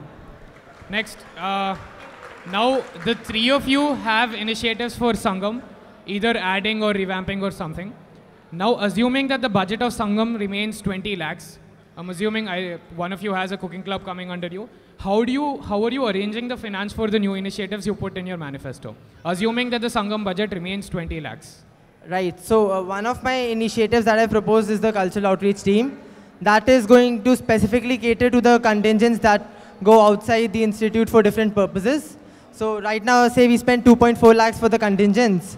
We could cut down on the cost through the cultural outreach team because they'll also be tapping into the alumni for funding, and alumni are pretty prone to giving funding for the purposes that they've already been involved into. And I don't have any other. In general, yeah. So with respect to Cultures of India, again, it's just assistance in the form of volunteers. So there won't be any money involved in that. With respect to Reading Club, all of the activities are not monetary based. The centralized library book signing system is, again, you don't require funds. Calling artists for book signing events, they will come for free because it's mostly a chance for them to interact with the readers. If you consider NCA does not come from Sangam, the budget is different. Next. If you consider career in culture, this will be in accordance with the Academic Affairs Secretary. Okay. So the budget mostly will be shared, but I don't think, as most of them will be either alumni or professionals, they won't ask for budget as well. If you consider international students in Sangam, again, there is no budget involved there. PGs, again, no budget involved. For leisure shows, I plan on bringing mentalists or magicians or comedians, and these will be through pro shows, the WCS artists. So these artists generally come for free. And what we have to pay for is for their accommodation or production. Since they are mentalists or magicians, there is no production involved. So all you have to pay for is accommodation. And that is a very less amount. If you consider the association with Pratishrut, it's a professor organization and they are willing to mentor students for free. So again, there is no budget involved there. With respect to intra-hostel bonding, all of the small incentives will again be from the hostel budgets. And there will be small things like Sangam merchandise or like very small things, which will be, again, the budget won't be big enough for that. Hangout zone, again, the dean is saying that since it's a long-term thing, he will mostly pay for it himself. It won't come out of Sangam budget. And the recreational room is, again, a long-term thing. So we won't pay that out of Sangam as well. So it'll be either a batch project or like the institute will actually pay for it. So since I'm introducing an Sangam associations and branding team, which would be actively exploring collaborations with outside organizations and companies, I can optimize the Sangam budget, and even if I have cost-cutting deal for each club and try to cut the cost by 20,000, let's say for example, for all clubs, I am saving 3.2L from the entire Sangam budget.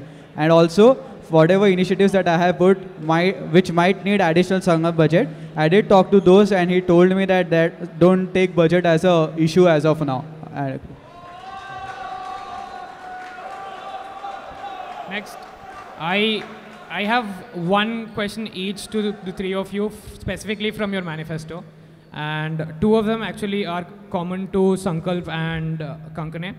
I will go with that question first. You are not happy with the current LitSoc system for PGs. That is why you've included a point. True or false? Yes. Yes or no? Yes. True. You are not happy, you are not Yes. happy. The current system of LitSoc is the Culsex and the event scores organize events. Then the hostel LitSecs and SocSecs are the people who bring people to the events for LitSoc. You are not happy with this. You are not happy with the participation from PGs. From PGs, yes. Okay. Now you have phrased your model such that you are, I think the both of you have put it in such a way that you are doing an inter-department PG LitSoc. Yes or no? True. Yes or no? Okay. Now, if it is an inter-department PG LitSoc, who are the people who are bringing people for you to the events? Is it you calling the PGs to your events individually, or do you have separate people representatives to bring people to the events? We could always coordinate with the RSD culturals team that their specific purpose is to organize culturals for the Research Scholars Day. So we could always ask them to act as a point of contact between the PGs and what groundwork?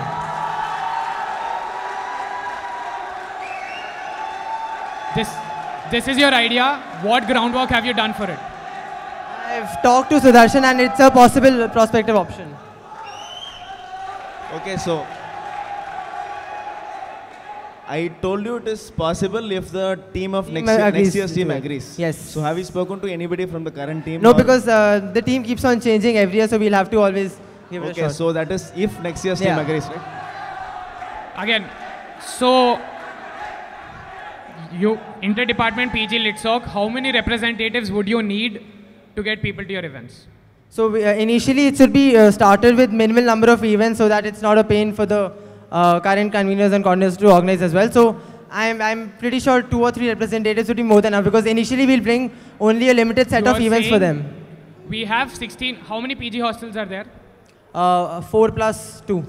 6 hostels, 2 sects in each hostel. They are putting fight for bringing people. You are saying 3 or 4 people for 16 departments will bring people to your PG, interdepartmental PG lit soc. Is that logical?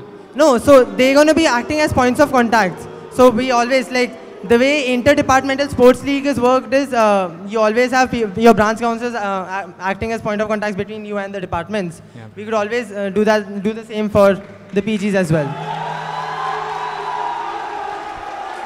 Okay. So the same question to you. Yeah. Who are your representatives? How are you getting them? Have you spoken to anyone to get these people? So the thing is that I don't have any representative of such who is going to pull PGs and bring them to the event, but I am going to brand it effectively by taking help of research legislators so that they can brand the event in the departments. And also the thing with LitSoc or LitSex is basically that according to Constitution, it's not their duty in order to make their hostel win. It is a long-term trend that is happening since now. And what I believe is that if we do the same for like 4 or 5 years, it will be like a abstract, duty for all the councillors if they want. But have you spoken to any research legislators if they are willing to do the job? I haven't spoken to any research legislator as of now. I have spoken to Sudarshan, and what I believe is that simply marketing an event among the department groups is not going to be will not prove to be a lot of hassle. Fine, okay. Next, Atharva, you said you're introducing a reading club in NCT. First of all, to introduce a club, how many people in general do you think should be interested for introducing a club in the institute? So what I think is, say, around 100 people should actually be interested. Okay, if they, cool. Yeah. What is the process of bringing a new club in the institute? So for bringing a new club, essentially you have to speak it with the cultural advisor, first thing. Tell her what you want to do with the club, your vision for the club. Then you have to approach those, you have to talk to him. Again, if you have to get him on your side. Then you have to go to SLC and actually pass a motion that a new club is to be formed. And if there's again 2/3 majority, SLC will also grant it. Then you go back to the cultural advisor saying that we have received a positive response from SLC. Good, cool, fine. Yeah. I'm done.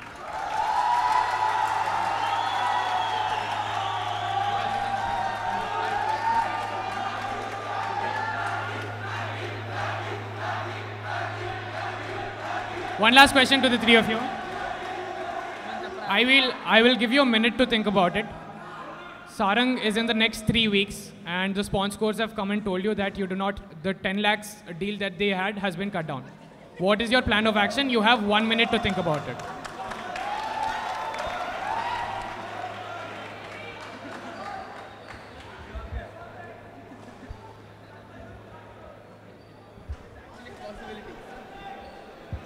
I repeat again, I am very specific about this. There are 3 weeks to Sarang, and the amount is 10 lakhs. What is your plan of action? Who wants to go first? 1 minute. You take your time. After 1 minute, whoever starts.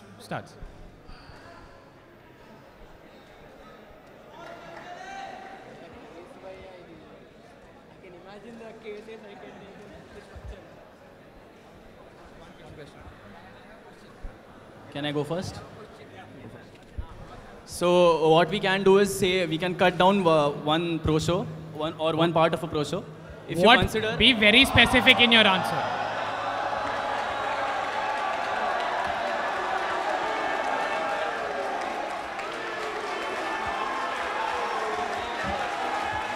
Atharva, I had told you very specifically that the sponsors have come and told you 3 weeks before Sarang. 3 weeks before Sarang, your pro shows are released. You cannot cut down a pro show. Okay, 3 weeks.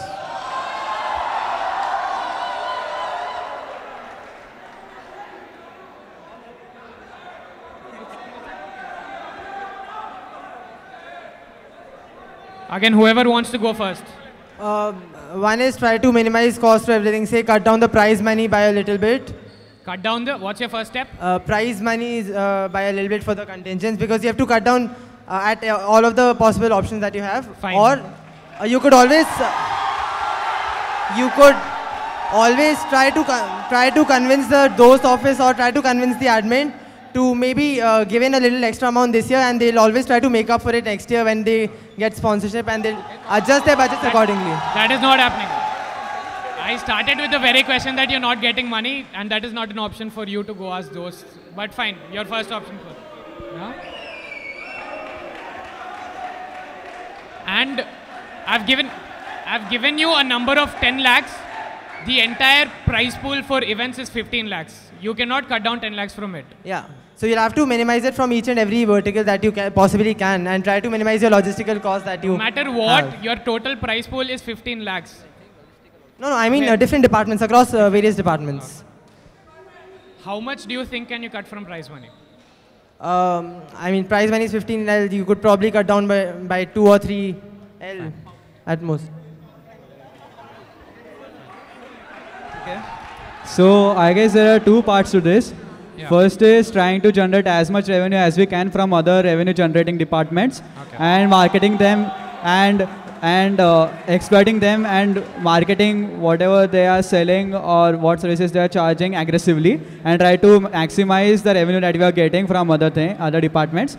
And second is to minimize all the expenses that we are doing. So I'll sit down with all of my cores, events cores, pro shows, FR, and try to optimize what all can we cut down. And worst case, what I have an idea in my mind is that I'll if the FR course, after consulting with the FR course and events course, I can always cut down a part of KV in order to reduce the rent of that.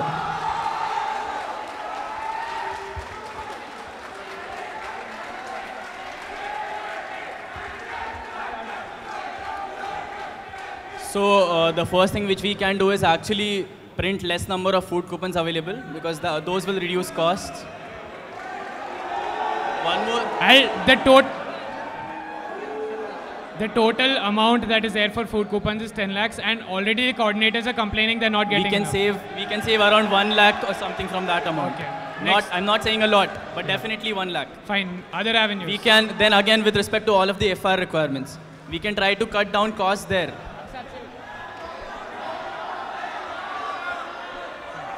And again, one more thing would be with respect to the prize money. We can reduce the prize money in all of the different events by little amount, so that we can in all overall save a lot. A follow-up to this question. Let's say you're not cutting down money. Apart from your ticket sales, what other avenues are there for you to generate money? One is, say, the initial hospitality fee that you have. That could be raised a bit so that you could always cover for that cost. The merchandise which we print for Sarang. Event registration fee. Huh? Event registration fee. I'm done. All right, Sankalp. I have a question regarding cooking club. So you mentioned that cooking club will be brought under Sangam. My first question is, what is the necessity for this to be done? So one thing is that Inter-IIT Cultural Meet has culinary events as a part of their competitions. I want to bring culinary culture and add a flavor of culinary competitions to Sangam and Litsock. That is why I want to bring it under Sangam. Now that you mentioned Litsock, where are you going to conduct these Litsock events? Where are you going to conduct the Litsock events which are specific to cooking club? Who is going to come in? What is going to be the judging criteria? If we are having competitions, we can have judges. We can try to get chefs. Even if I have one Litsock competition for this academic year, I am happy because I am starting a culture. Venue will be, I'll collaborate with the HAS and try to see if we can get any ground floor messes as a venue. Do you know why I'm given messes? Sorry? Do you know why I'm given messes? Because I can be held accountable. Now, while I collaborate with you and take all the accountability of cooking club when cooking club is not with me. Then again, if I'll simply try to get the help of hostel affairs secretary in order to bridge the gap between me and a mess guy and a mess representative. I'll be the one who will be holded as accountable for all the things that are happening. All right. Now coming to events, how many events are you planning to have? I have not planned how many events as such. I'll try What was my basic plan for now is to continue what all events Cooking Club is having and to add one Litsock competition minimum. What was the budget for Cooking Club this year? What was the budget for Cooking Club this year? I'm not sure. Okay. What is the process to change the leadership? What is the process to change Cooking Club from Hostel Affairs Secretary and bring it to Cultural Secretary? You pass a bill in SLC, then it goes to Senate, then it goes to Board of Students, then it goes to Senate. If it's passed at all three, then Cooking Club will be brought under some. All right. Now, will your budget remain the same? Assuming... I cannot hear it. Guys. So, assuming everything is being held the way it is currently, will your budget for Cooking Club remain the same? I'll try to increase it, but it won't be lesser than what it is right now. Okay. Now, you are going to have to start inventory from scratch.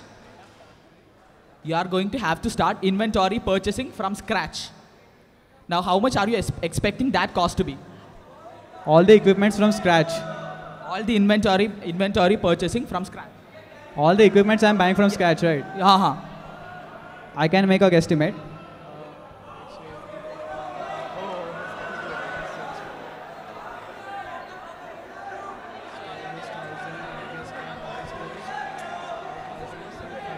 It should not, I don't think it will go above 50K or something. Alright, fair enough. Okay, now I have two common questions to all three of you. Now assume next year ticket sales through iCollege is scrapped. What is your contingency plan? How will you make sure Sarang is running at profit? Who wants to go first? So this year anyways we had iCollege scrap for PG students. We tried to push as much sales as we could through TownScript. So again we tried to push more towards the publicity part of the shows and try to push people to buy towards through different forums such as TownScript, etc. Will you be running at a profit or a loss? We might face a relative loss in the initial few stages, so we'll have to cut down the cost of the artists or the cost of the shows ultimately as well, keeping all of those factors in mind. I'll go next. I'll try to shift it to those website. What? And I'll see if it can be, if we can have an alternative. Guys, thank you guys. First off, I'll try to see if there are any other alternatives available, like shifting it to Dost website. I even asked this to Dost himself. I didn't get a clear no, not a clear yes. So I think that can be done. Apart from that, also I'll adopt aggressive marketing strategies like a free ticket or a free merchandise with the ticket sales and everything in order to cover up for the loss that we are going to make. Now that you mentioned those websites. Guys, thank you guys. Now, let me ask you something. Why do you think we will want to scrap it from iCollege? What is the reason? Because CCW doesn't want to... What is the reason? It's not because CCW doesn't want to. Every time you're paying hostel fees. Thank you guys. Thank you.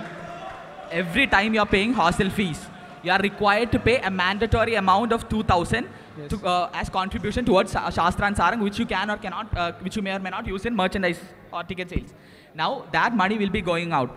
Now this is the reason why people want it to be scrapped from iCollege. All right. Now when you're bringing it to those websites, it doesn't help. That money is gone anyway. You have this pool of money which you can use potentially now. That is where your ticket sales is coming from. That is scrapped. So if the students don't want to pay 2,000 rupees, if the students don't want to pay those 2,000 rupees as their establishment or an additional, guys, thank you guys. So if the students don't want to pay that 2,000 rupees, then as I told you, I'll adopt aggressive marketing strategies in order to boost ticket sales. And also, if we are not able to cover up the loss that we are going to make, as I told earlier, I'll consider the option of scrapping half of KV or using a lesser area of KV grounds. All right, fair enough.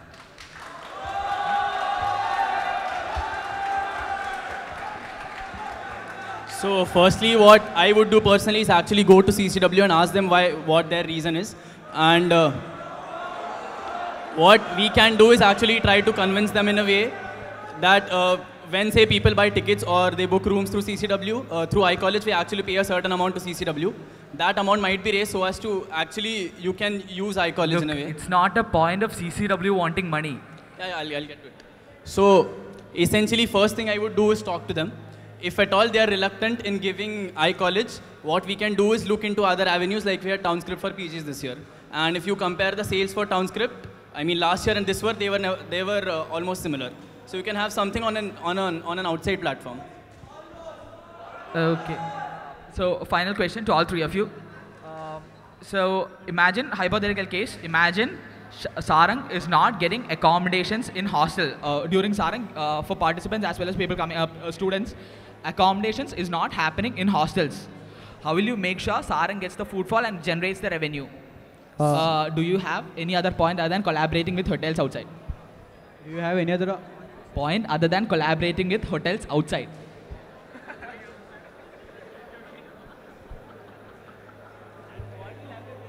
For the institute students as well. I mean, for the institute students, you'll definitely... Right. If their reason in iCollege stay is Sarang participation, they're not given accommodation. Hypothetical situation. What is your contingency? Maybe try to collaborate with one of the other colleges that are there that might be vacant during that time, might not have academic session during that time, and try to have...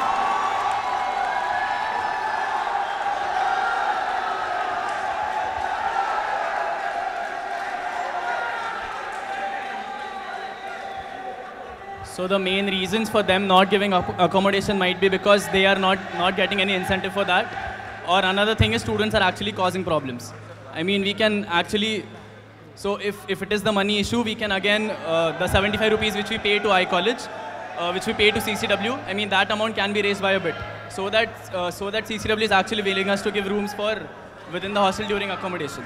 And if it is with respect to the security issue, I mean, all the security guards and essentially all of the hostel secretaries can actually be spoken. Hypothetical situation, you're not getting accommodation. It's not about how you'll try to get accommodation from CCW. What is your contingency when you're not getting accommodation in IIT?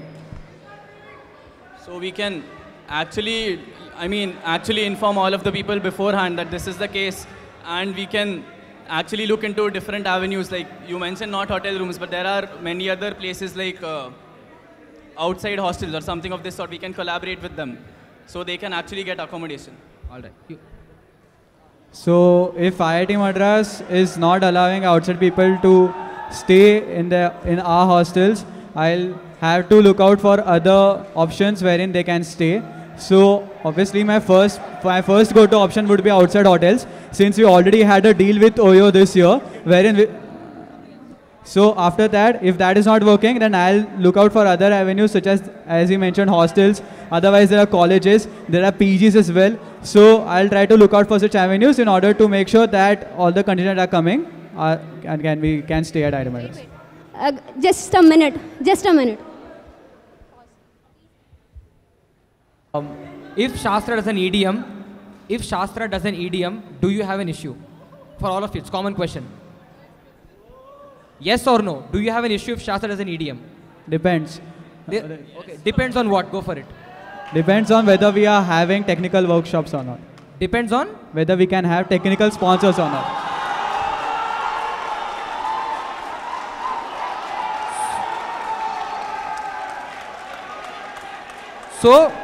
So you're telling me that you're going to play like a game with Shastra, right? As a cultural secretary, you're going to play a game with the COCAS. You do EDM, I'll do workshop. Is that the way you're going to operate as a culsec? No. What I believe is that this is a sort of a... What I believe is that we can collaborate if I don't have any problem with Shastra having an EDM.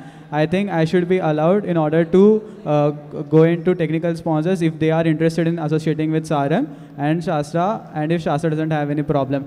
Originally, I would have not gone into or not tried to go into technical sponsorships if Shastra didn't have any. All right.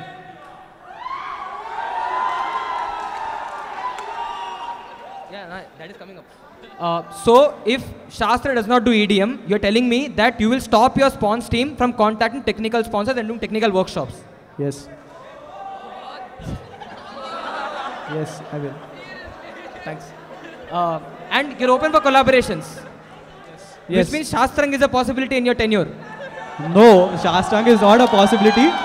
But yes, I believe in collaborations. Yeah. So yeah, again, I'm against it. You are against Shastra doing EDM. So you think that you can control what some other fest on campus is doing. Is that correct? But the thing is, essentially, what I think is, if some other fest wants to do some other event, then even people from Sarang will try to do, again, getting something like a technical workshop as a sponsor. So if we keep on doing this, again, there'll be internal clashes. So if we don't want that, if we want the harmony to exist between Shastra and Sarang, it's better to do what we are doing, throughout the years. So you're open, you're very...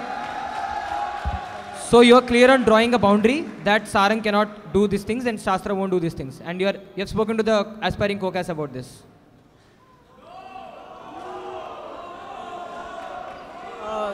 So I kind of wouldn't want an EDM night because Sarang has a ticketed EDM show and that affects the ticket revenue. Where we can help is the World Fest team has a lot of good embassy contacts that they use for the World Fest artists. We could always use them to get a good technical show that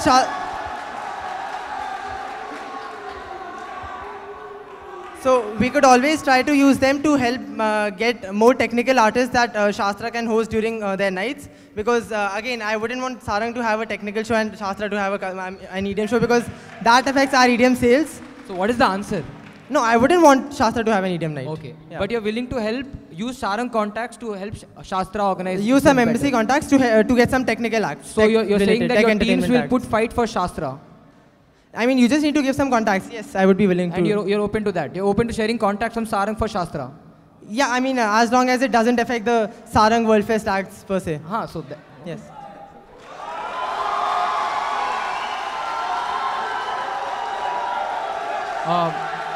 Sankalp, my question is for you.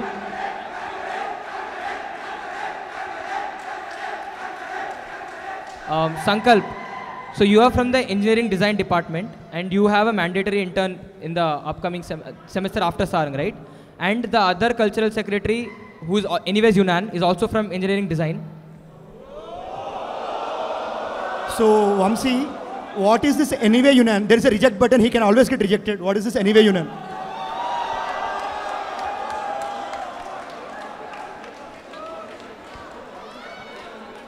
Abhay, chill. So both of you, assuming that the Yunan candidate is not rejected, which is a good possibility. Okay, even if it's rejected, there's no Kalsec. So anyway, you will be becoming a Kalsec along with a person who's from ED. So how do you plan on ensuring that the event semester is not affected? Because both of you, and don't take Subha's example because he had a cultural secretary who's very good and is right here. So, I'll be trying my best to get an internship in Chennai. But again, you cannot control outside companies and whether they're going to hire you or not. But we can have a project with a professor in the department as a part of a 6-month intern. So if I don't get any intern in Chennai, I'll do a project. Are you going to promise this? Are you going to promise this on the floor? Sorry? Are you going to promise this on the floor? Promises. Are you going to promise that you will take a project under professors in case you are not getting a Chennai intern? Are you going to make a promise on this floor? Yes.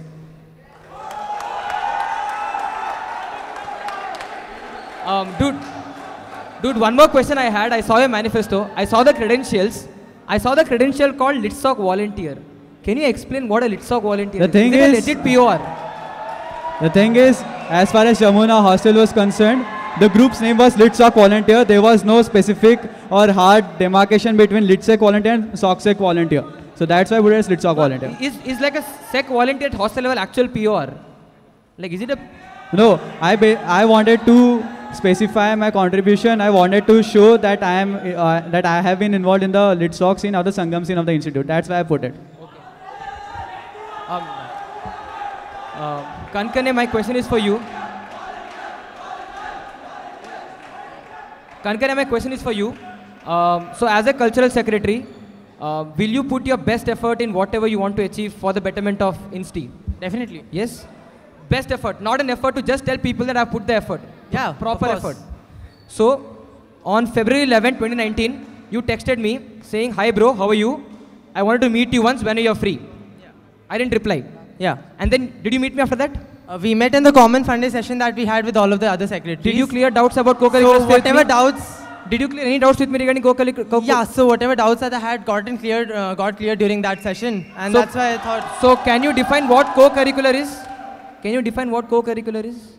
Yeah, something that always assists apart from your academics thing, and that always assists the student. So manifesto point says co-curricular course. Yeah. So co-curricular is something that's there. It's apart from acads. And it's in acads. So where are you getting it? No, co-curricular need not be something that's academic. If you Google it, it's apart from acads, right? Co-curricular is basically something that you take apart from what your academic courses this thing are. And you're putting an academic course in calling co-curricular. But it's cultural, right? Oh, so it's cultural. Ultimately, it's developing the cultural. So it's cultural. No, but that will also come under co-curricular sphere. Technically, if you go through the technical definitions It's in the. extracurricular. It's extracurricular. You could always call it as co-curricular as well. Yeah, that would do. I mean, I googled the word meaning in the dictionary and then I put it in the manifesto.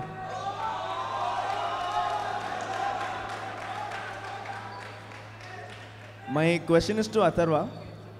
You said you had spoken to dean students about using the quotas which are not being used, right? Do you know who is responsible for allocating quotas? I mean, under which dean or under which person this comes under? Is it dean students? So it is not. So again, I mean, there will be a person from the faculty who will be in charge of actually. Who is that? So I do not know, but it will be definitely from someone from the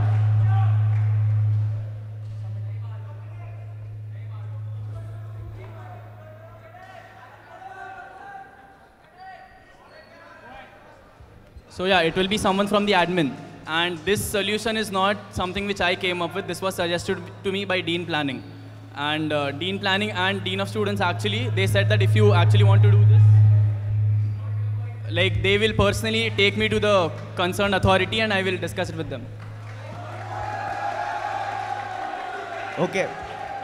So neither dean students or dean planning are responsible for quotas. It is registrar of the institute and there is an housing allotment committee which is chaired by Professor Sriram from Aerospace Engineering. You should have spoken to either of them.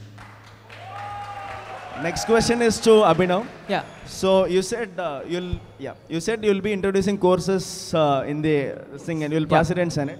And you said during the cross questioning when you were asked that you are going to bring outside professionals from Chennai to handle these courses, are you aware of the fact that any of the courses in institute which is passed in Senate cannot be handled by anyone apart from faculty of IIT Madras? No. I mean, we get visiting faculty, right? We could always get a guest lecturer. The visiting faculty. Visiting faculty. If that is a guest lecture, why do you want it approved in Senate? No, because every course has to be approved to the Senate as well when it's being brought about by the Board of Academic Courses. Then if that is a course, you cannot have a guest lecturer. Sorry? If that is a course, you cannot have a guest lecturer. No, you can always have visiting faculty for different courses, right? We pay around 3.5 L for every visiting faculty per semester to take up a course, according to what the Dean Academics told me. Do you know? Have you contacted any such visiting faculty or have you contacted any such person? So do you know the procedure to make someone a visiting faculty? Yeah, so for instance, the defense course that we're having, we actually get a... Do you know the procedure to make someone a visiting faculty? So yeah, so basically we have to come up with he has to have certain credentials because you need to have certain educational qualification to be a visiting faculty. Then you have to sit and decide a course curriculum structure with them. Then the course has to be routed through one of the departments. I'm asking you, do you know the procedure to get someone appointed as visiting faculty? Yeah, I mean, a visiting faculty, I don't know. Okay. So this is a common question to all three of you. This is a common question to all three of you. Say yes or no and why. Who should organize the PG Freshie Night? RAS or Kalsek? Shall I go? Yes or no and why? One line why? Yes or no and one line why? Yes, I would like to organize. Yes, I mean who? Sorry. RAS or Kalsek, and why? The cultural secretary, I mean, if I become a cultural secretary, I would like to organize PG Freshie Night as long as the PGs don't feel that I am stealing the sense of ownership from them. Why? Why? Because at the end of the day, it's under a cultural scene. So RAS. Why? Because I currently feel that RAS would be more associated with all of the PG people. But if at all he needs any assistance, then the cultural... RAS will be associated with all of the PG people? No. I mean, he would know all of the talents or all of the people who are actually... All PGs? He would have a better idea definitely than all of the cultural secretaries. All PGs? That's my question. Yes or no? Yes. Who do MTechs? What is the electorate of RAS? I mean, PGs in this case would be the not undergraduate people. So MTechs, your MS, your PhDs as well. MTechs, MSc, MA, MBA come under RAS. MSc, obviously everything. Done. Straight question. What is the electorate of Research Affairs Secretary? Sorry? What is the electorate of RAS? Of? What is the electorate of RAS? Who votes for RAS? So all of the PhD people, the MSc people, the MS people. You need constitution clarity, bro. Okay. I have some questions on constitution. Yeah, RAS by taking logistical help from the cultural secretary. Okay. Why? Because one cultural secretary has the resources and the logistical, expertise to actually handle a freshie night. And RAS because again he has some contacts through his own electorate as well. And the cultural secretary can give the necessary expertise and the people that can... Okay. So my last question is to Atharva again. So you said you will have, in your feasibility report, you said you will have specific groups with PG hostel secretaries and other like PG people to publicize Let's Talk and other Sangam Club events. So you know that there is already a group where all the hostel literary and social secretaries. Why do you need a specific group with PG hostel secretaries? Currently what happens is most of the so I've actually spoken to all of the PG secretaries, and when you have a lot of members in that group, most of the PG secretaries tend to ignore those messages because they feel that it is spam. I mean, they do not see all of the messages. So what I plan on doing is actually having a group consisting only of cultural secretaries, events codes if possible, and all of the only PG hostel secretaries, so that at least they can read all of the messages. And one more thing which I plan on doing is actually having these informal meetings in all of the hostels at the start of the semester. Because the major problem, so I spoke to the social secretary of Brahmaputra. Fine, okay. So you are aware of the fact that even GBMs attract very less participation. How do you think informal meetings to tell about events work? So this problem was put forth... In PG hostels. Exactly. This problem was put forth by the secretaries of PG hostels themselves. Krishna, Brahmaputra, they had these problems that you send mails and you send messages, but we generally tend to ignore them. And it would be a lot beneficial for us if you could actually just come once and explain what the workings of all of the clubs are or what all events are actually going to happen during the semester. And these will be done through these meetings. What's your backup plan if there are no literary and social secretaries in PG hostels? What's your backup plan if there are no the literary secretary and social secretary positions are vacant in PG hostels, which is usually the case? So currently we at least have a small database as to what all PG people actually participate and perform in all of these Let's Talk and Sangam events. So at least these people will be contacted and information will be circulated. Okay, sure. Okay. I have a common question to all three of you. Are you aware about steering committee? Yes. What is their roles and responsibilities? And we, the executive council, feel that it is not tapped to the optimum. What are your plans? What are your plans to take it to an optimum level? So steering committee is basically a committee consisting of a lot of faculty advisors for different departments. And the way they're essential is because they've been having this expertise from a lot of years, and they can guide us throughout the process and throughout the cups that have happened in the previous few years and help us guide in organizing it in a better way. Are faculties the only members? Sorry? Are faculties the only members? No, I mean it consists of advisors, it also consists of the CSO, it also consists, the cores and the members from the other executives. No any student members? No any student members?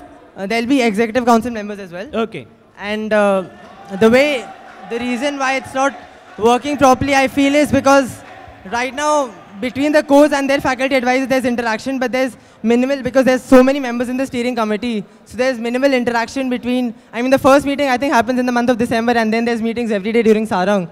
So there's minimal interaction during the semester. So a person or secretary, or a core does not know who the other faculty advisors are or how, to have a synergical relationship. So I think there should be more meetings during the semester so that there's more bonding between them as Okay, such. Atharva. So yeah, with respect to how we can use the steering committee to the maximum, there are some faculty like Mr. Ramurthy, who is trained in autistics, and especially during all of the arrangements of all the decibel meters and all, he provides great input so that all of the meters are placed at the exact locations. Many of these professors are essentially experts in their own fields, and their expertise can actually be used to organize events, at least during Sarang. How? So exactly, we should actually, talk to everyone in the steering committee. Like I mentioned, Mr. Ramurthy has an expertise in autistics.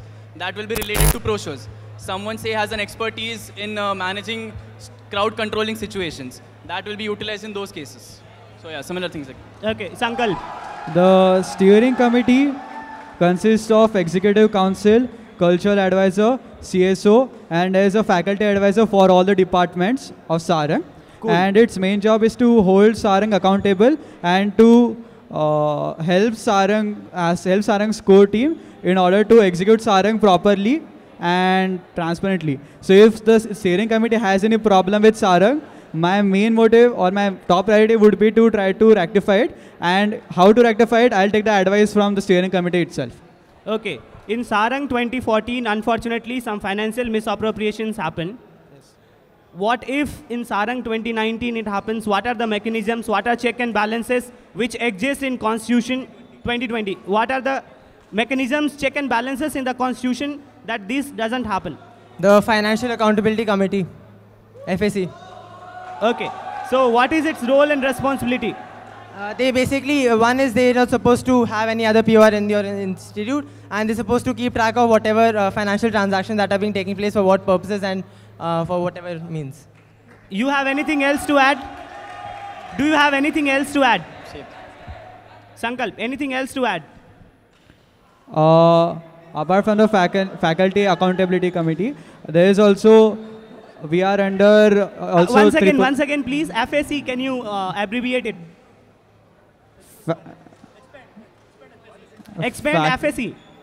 Faculty Accountability Committee, Council. No. Financial Accountability Committee. Finance Accountability Committee. I'm really sorry. It's a really silly mistake. Yeah.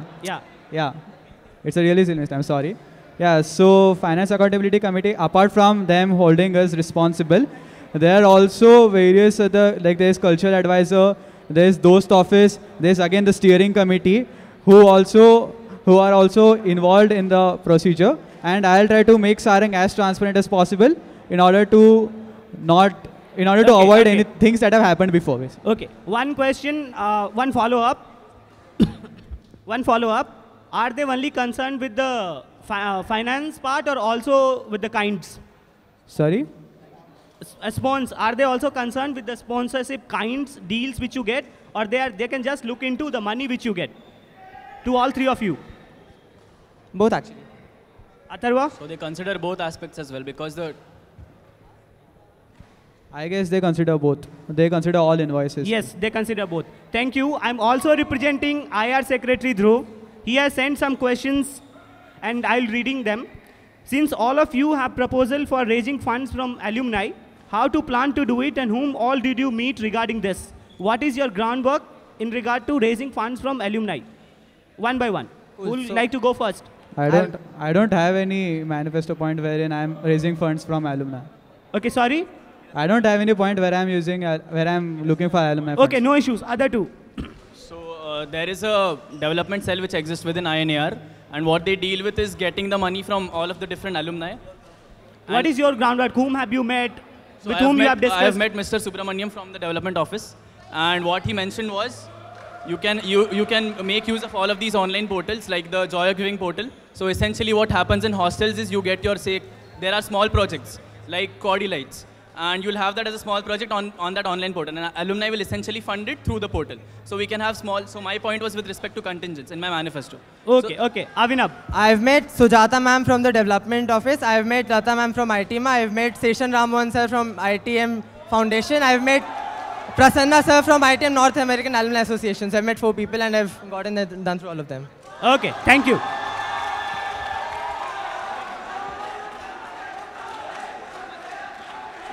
So now the core team will have your 5 questions.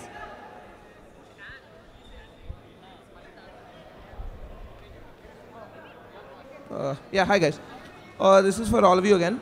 So the thing is, if you look at most freshies, right, the trend is that they're coming to Insta and they know way more about internships and placements. So if you look at freshies, a lot of freshies are like already trying to figure out what intern to get or what job to get. Because of that, culturals has become the most disposable thing on people's activities list because they can do a lot of better things because they're way more placement aware.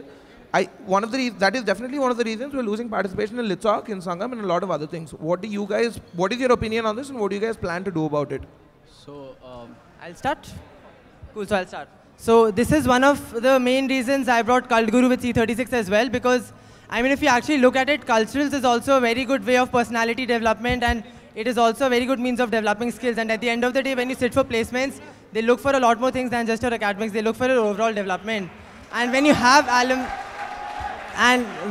articles from alumni who've been involved in culturals, and they tell you about how this has helped them in their professional life and throughout their placement process as well, I think it's going to help the students a lot.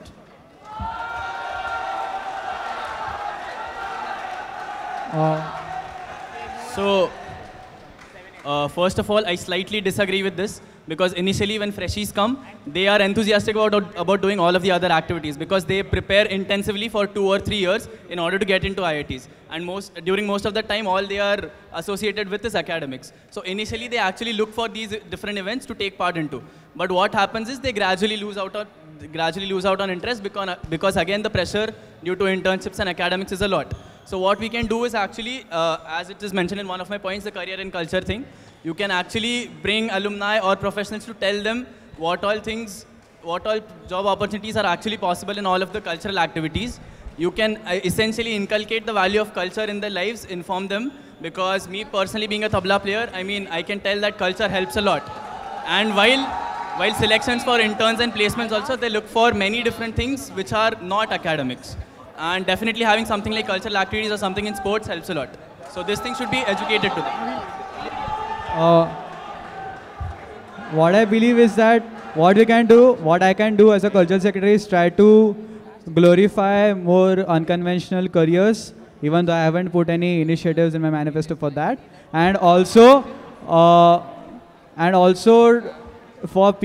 make cultural scene of the institute so accessible that even if people don't want to pursue it as a career, they can still pursue it as a hobby.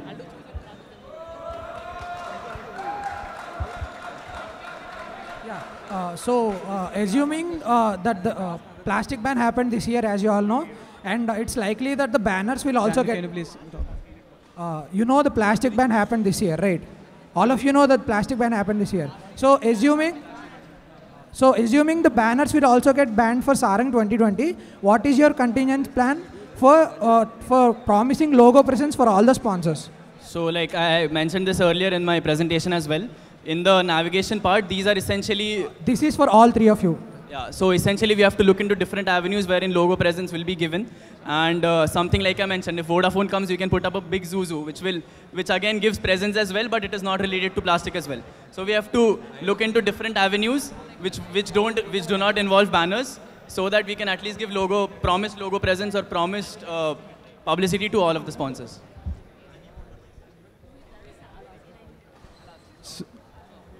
So what I believe is that the main point the main reason why we have banners is because of spons and to increase the visibility of sponsorship logos. So in case plastic is banned and we cannot put up any banners, we can add we can encourage our sponsors to introduce new branding material, like we had Arctic Fox putting up a realistic bag. And yeah, I mean, we encourage sponsors to bring their own material, which is unconventional, and don't put any banners. Yeah, basically look for other kinds of ways of branding apart from just banners. Could be through the way there was I Love Sarang during this year, or maybe through other means as well. Atharva, this is for you. So you had choose your own artist as a point, and you did say that you asked the pro show score. Fine. So let's see how much fun days you have out of it. So say you have 3 nights, okay, 3 acts that you're planning on, right? One is classical, one is Indian rock, and another is comedy. So take for example classical. Can you put an approximate timeline of how the classical night works? along with when you'll be releasing the polls, and to whom all you'll be circulating the polls to? So essentially, you confirm your classical artist during the summers. That is the very first thing which you do. So, so at least but then there is another thing that you look for different fusion artists, because there are two acts. One might be a classical act and one might be a fusion act. So at least the possibilities which you are planning before approaching, say, the fusion artist, at least that list can be released out to the public. So before putting this, I told you that it's completely circumstantial. So hypothetically, say this a situation arises in which you have put the poll across, and both of all the artists who are there, say you put 2 or 3, and all of them decide that this is not going to work out because of various reasons. So how do you justify to the audience, to the whole Sarang committee, and say the if students at all of a circumstance comes in which none of the artists is possible, then obviously everything will be told out to the public. There will be proper transparency. And even the students themselves are educated and aware enough that if there is something which we definitely can't do, then even they will agree. How much of transparency are you actually keeping in this process? So if at all a situation comes wherein no one is actually coming for genuine reasons, all of those reasons will be revealed to the public.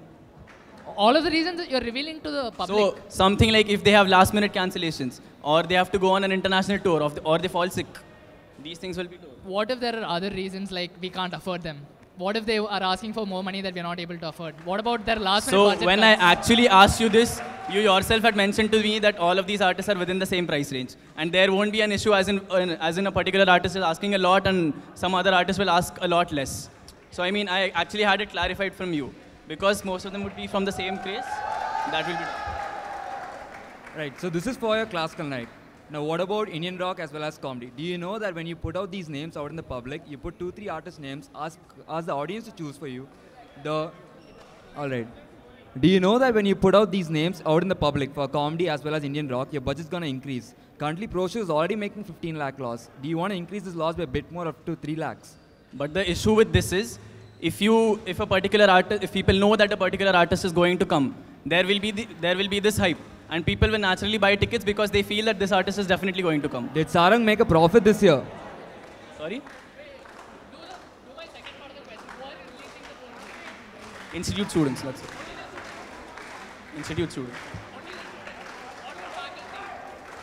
Even faculty as well. Yeah, Kankane, this is for you. Yeah. So I'm sure you're aware that the EDM 99 model was a part of a plan of making the shows more accessible, right? Sorry? The EDM 99 model that we had this year was a part of the plan of making pro shows more accessible. In that, do you know how much was the projected revenue that we were expecting from pro shows? I'm for pro shows or EDM in specific? No, total pro shows. We expected around 70 plus. How much did we get? 67.5. And so you agree that there is an associated? That is including all the merchandise sales as well. So do you agree that there is an associated risk of including something like a free EDM gallery? So the revenue that we got with free EDM, 99 EDM was 70,000. And what I feel is that, one is it has to be more accessible to the institute students. Second is the moment you do free EDM gallery, you're gonna increase the show experience by a huge margin. Wait. We don't have money to do all that, dude. So just now you said. Okay, one thing to clarify with respect to the free EDM model that both of them were showing sheets on. So first of all, we won't have a 6.4L loss or a 10K loss. It'll be realistically around 1.5L. 6.5 lakhs is very exaggerated and 10K is 10K is, the numbers are still wrong. So just to put that out there.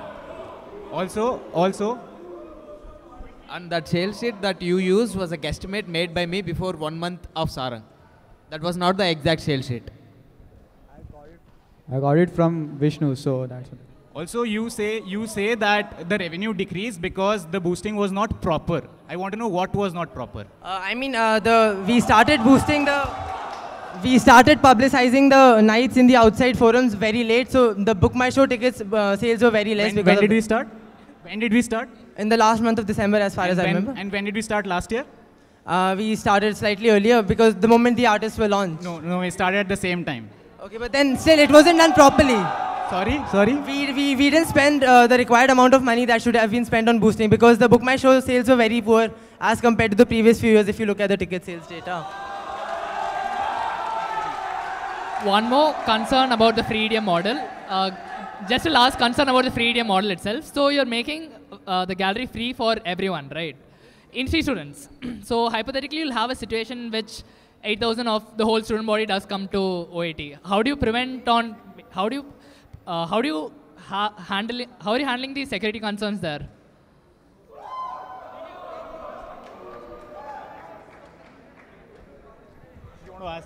So then you do something that IIT Bombay does. Maybe say start giving out the free vouchers at 12 p.m. on the very same day and stop it on the first come first serve basis. The way it works with other colleges which have free shows.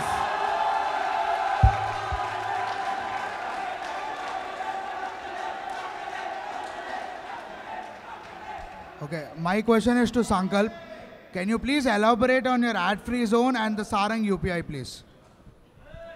So do you want me to elaborate on ad-free zone or adventure zone free or? Both. So for adventure zone, I plan on making it free for institute students. I guess I explained the financial model as well before. So do you want me to explain that again or do you have any other question? So you said that you're going to increase 50% tariff for hospitality. 50 rupees. 50 rupees, sorry, 50 rupees. Already we are planning to increase it according to So, did you consider the fact that we are already increasing the 50 rupees and you want to additionally increase 50 rupees to cut down the loss which you are creating? So, we are already considering to increase 50 rupees and you are to cut down your losses, you are additionally increasing 50 rupees. So, it will come up to 450 rupees per person per day. Do you think people will take accommodations? So I was not aware of the fact that we are already increasing 50 rupees. I was going with the session. I told you in the fund I was going with the model that we adopted in Saran 2019. I was going with the model that we adopted for Saran 2019. If we are not able to increase 50 rupees, I'll have a marginal increase like 25 rupees. Anyway, I am cutting down a lot of costs since I am having a sponsorship deal with Laser Tag in order to cut most of my cost over there. So suppose you are increasing to the hospital like I cannot. So what do you think? How much will you put for hospital? I mean for the accommodation, around 400 or 425. Please repeat again. So how much are you thinking to charge for the person per day in hospitality for accommodation in Insti? So if we are already increasing it with 50 rupees, I'll increase it by more 25 rupees. Do you know that Oyo rooms are much cheaper than that?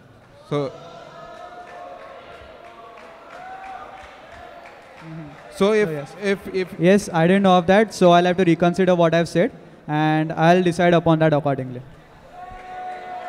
UPI, Sarang UPI, please. Elaborate on Sarang UPI. How are you going to work out on that?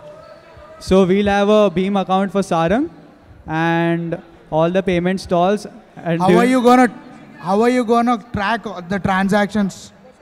So for that, I have two plans in my mind. My first plan is that we adopt a system that Suprabha does right now. That is, write down all the Beam UPI transactions that are happening. If that is proving out to be a lot of hassle, instead of providing a QR code for a Beam account, we'll provide a QR code which will redirect the user to a Razorpay portal, which will be created for each stall, and Razorpay portal can live track all the transactions that are coming. Do you think people will have so much patience to go to Razorpay and then get the OTP and pay it? That is my plan B, and it's only to promote cashless transactions. I know that plan B won't be that convenient for people, but I still plan on doing it.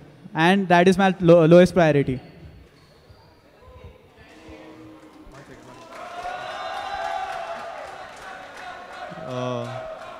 Kankane, my question is to you. So this is regarding the Sarang Confluence conclave which you are doing. In the past 4 years, we have tried to do a conclave 3 times, and we have failed all the times. And the structure which you have pitched in your feasibility report, that is the exact same thing which we tried this year, and we couldn't do even a single thing out of it.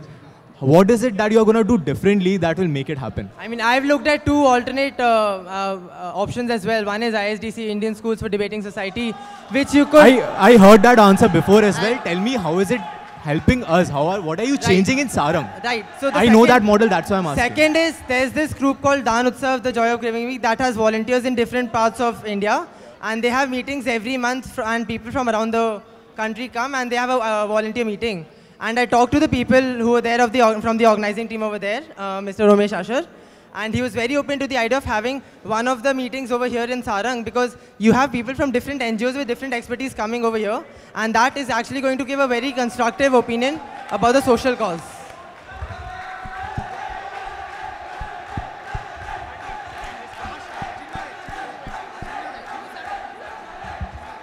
Okay, Kankane, I just want to extend what Vamsi said.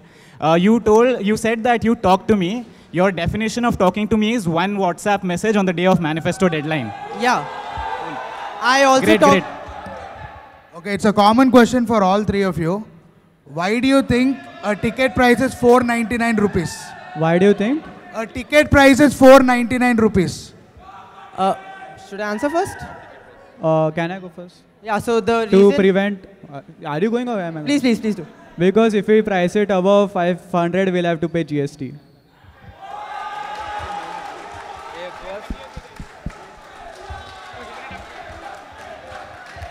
Hello. So yeah, my question is to the three of you. So the question is that events are slightly underrepresented in Sarang because everybody is very focused on the nights and everybody has enthusiasm for the nights. So what are you going to do to make events reach the level, or at least a lot more greater, which it has the potential to achieve? So how would you ensure more participation of people from all around in events? First. I personally don't agree with this point, because I think that all the professional shows of Sarang and all the professional shows outside of IIT Madras conducted by other colleges, they are catching up. The difference is not that much as of now. What I believe is the gem of Sarang is the quality of events that we have, and that is why most of the footfall of Sarang is coming. I have a pretty similar, Sarang is famous for its events. It's always been famous for the competitive events, and people have been coming for those particular purpose. And I don't think that the culture is dying down at all. So, basically the same thing. Sarang essentially is known for its events rather than pro shows. That is not the case again. So currently, again with respect to that, I had mentioned it in my manifesto as well, that I want to create unique events which will essentially draw out more people to come out and participate in them. Okay, that question is done. I've already clarified this. That was the first GSB question. We will take 4 more.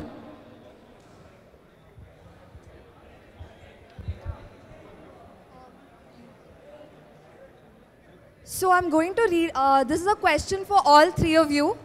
I'll read out a statement. Sangam structure pushes students after their first year into organizational roles. And do you think we're pushing our most talented people into organizing events instead of participating in them? What are your views on this? And if you agree, how do you propose to change this?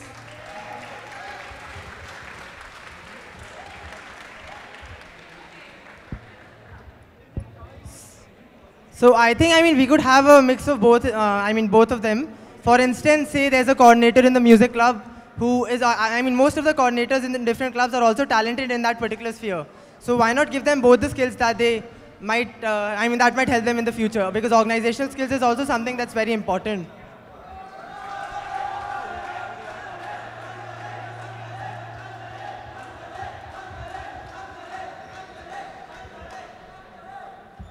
That's a very optimistic plan, but you do understand people have limited time and priorities, right? You can't do both. And that's the reason why the system is dying out. I guess that's what it teaches you, time management.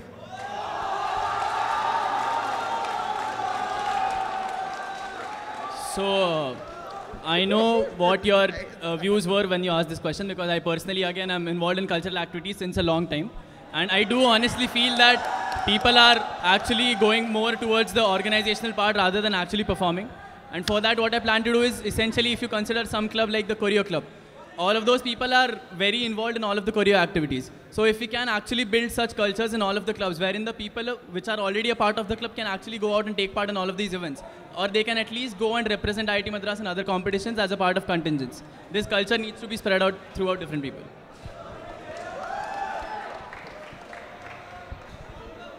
Again,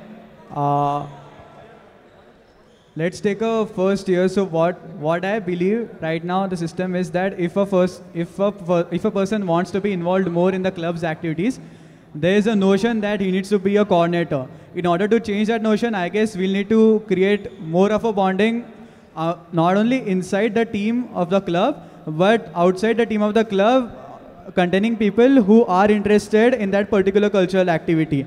And again, as he said, by promoting contingent culture and other things, I guess we can counter that thing.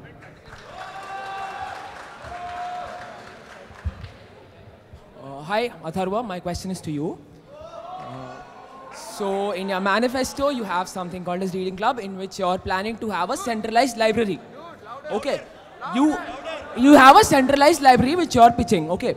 So, in your manifesto. So, you say that all the hostels will share the books. Right? I, as the literary secretary of your own hostel, have spent 25,000 from my hostel residents' money so that I could use these books to give it to other people. Is that right? Have you ever spoken to me once or to the aspiring literary secretary of your own hostel? Your own hostel. Have you tried at least? You would say that you came to me but I didn't answer, but I didn't even try. So again, I mean, I had my personal opinions, and I know that I did not come and speak to you, and even you know the reason why I did not come and actually speak to you. But it's not like I haven't done any amount of groundwork. I have actually approached secretaries of other hostels, and they have agreed to do this. And if at all the hostels do not agree, at least some of them can be a part of this.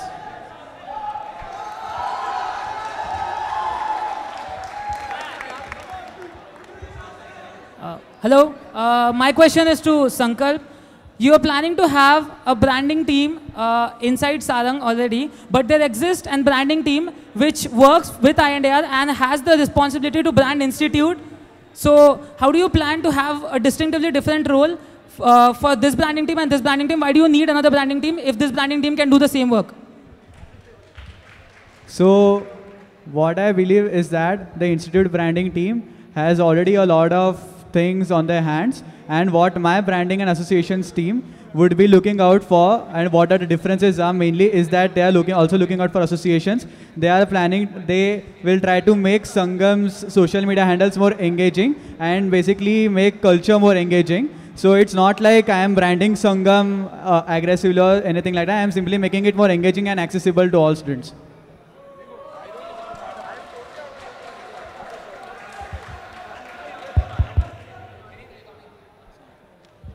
Hi. So you know that this is a three-way election and only one of you guys will win. So given that case, not okay. So of the three of you, only one of you guys is going to win the election, right? Of the three of you, only one of you is going to win. Which manifesto point of the other candidates will you guys take? For all of you, answer.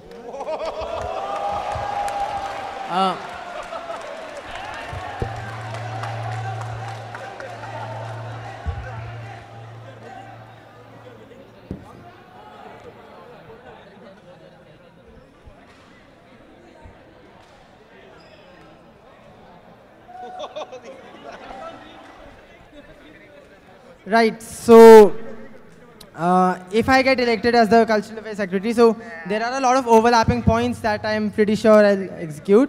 But when it comes to Sankalp, I definitely like to integrate the inclusive social campaign, where it's a responsibility of each and every core to take up the responsibility of the social campaign. And that's pretty much it. That's the only point that I'll take from both the manifestos.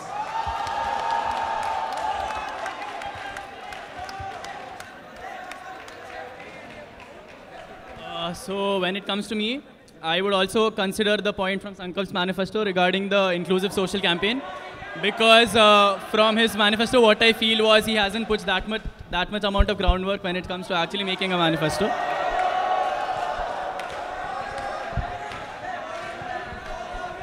So from Abhinav's manifesto, I would love to take up improved branding for interactive cultures because it is in line with my vision. And for Atharva, I would like to take up international students because I guess it would be nice to do something for them as well.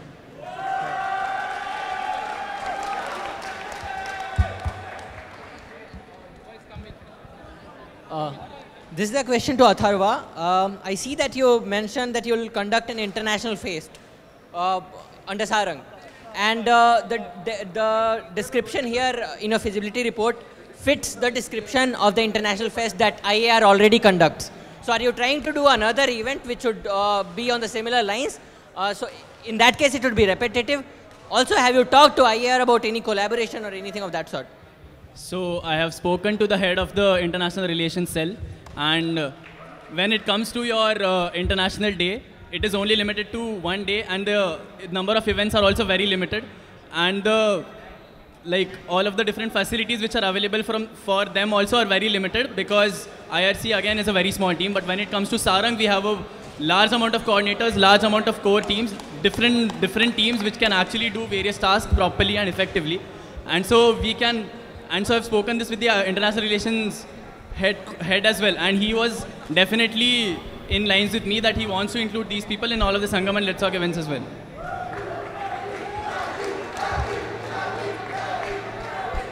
We have 2 questions, one from here and one there. Decide who will ask.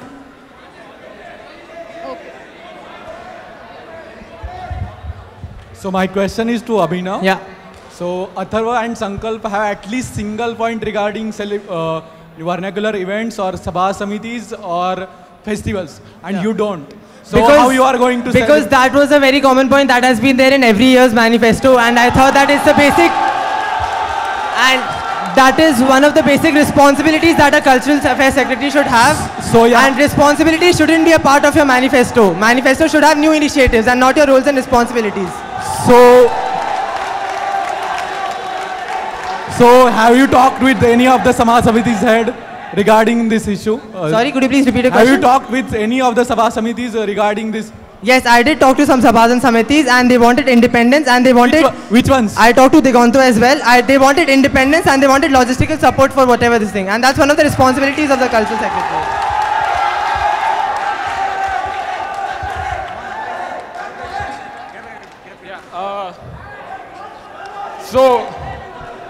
My first question is to Atharva.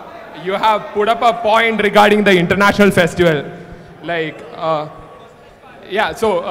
Srijit. If you don't know me, I'm the World Fest coordinator.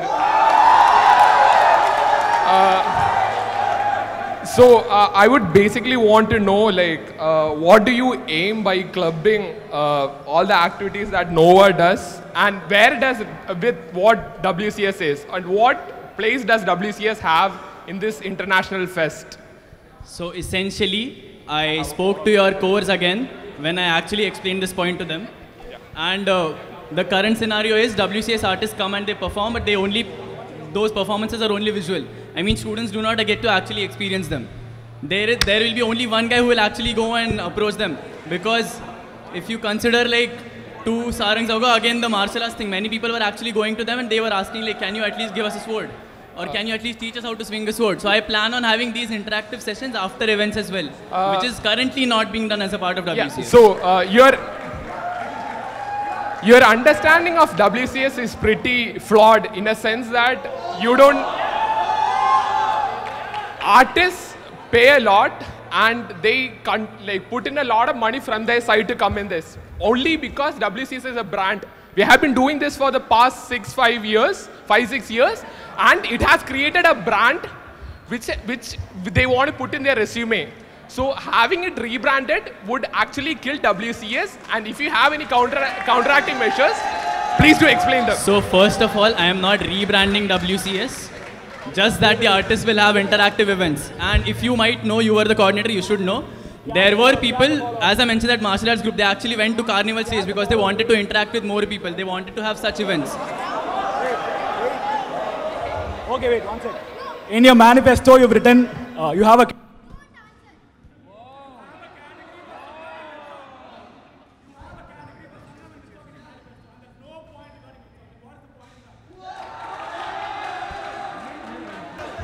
I'll talk to you later about this. I obviously have an explanation, but you can come later and talk.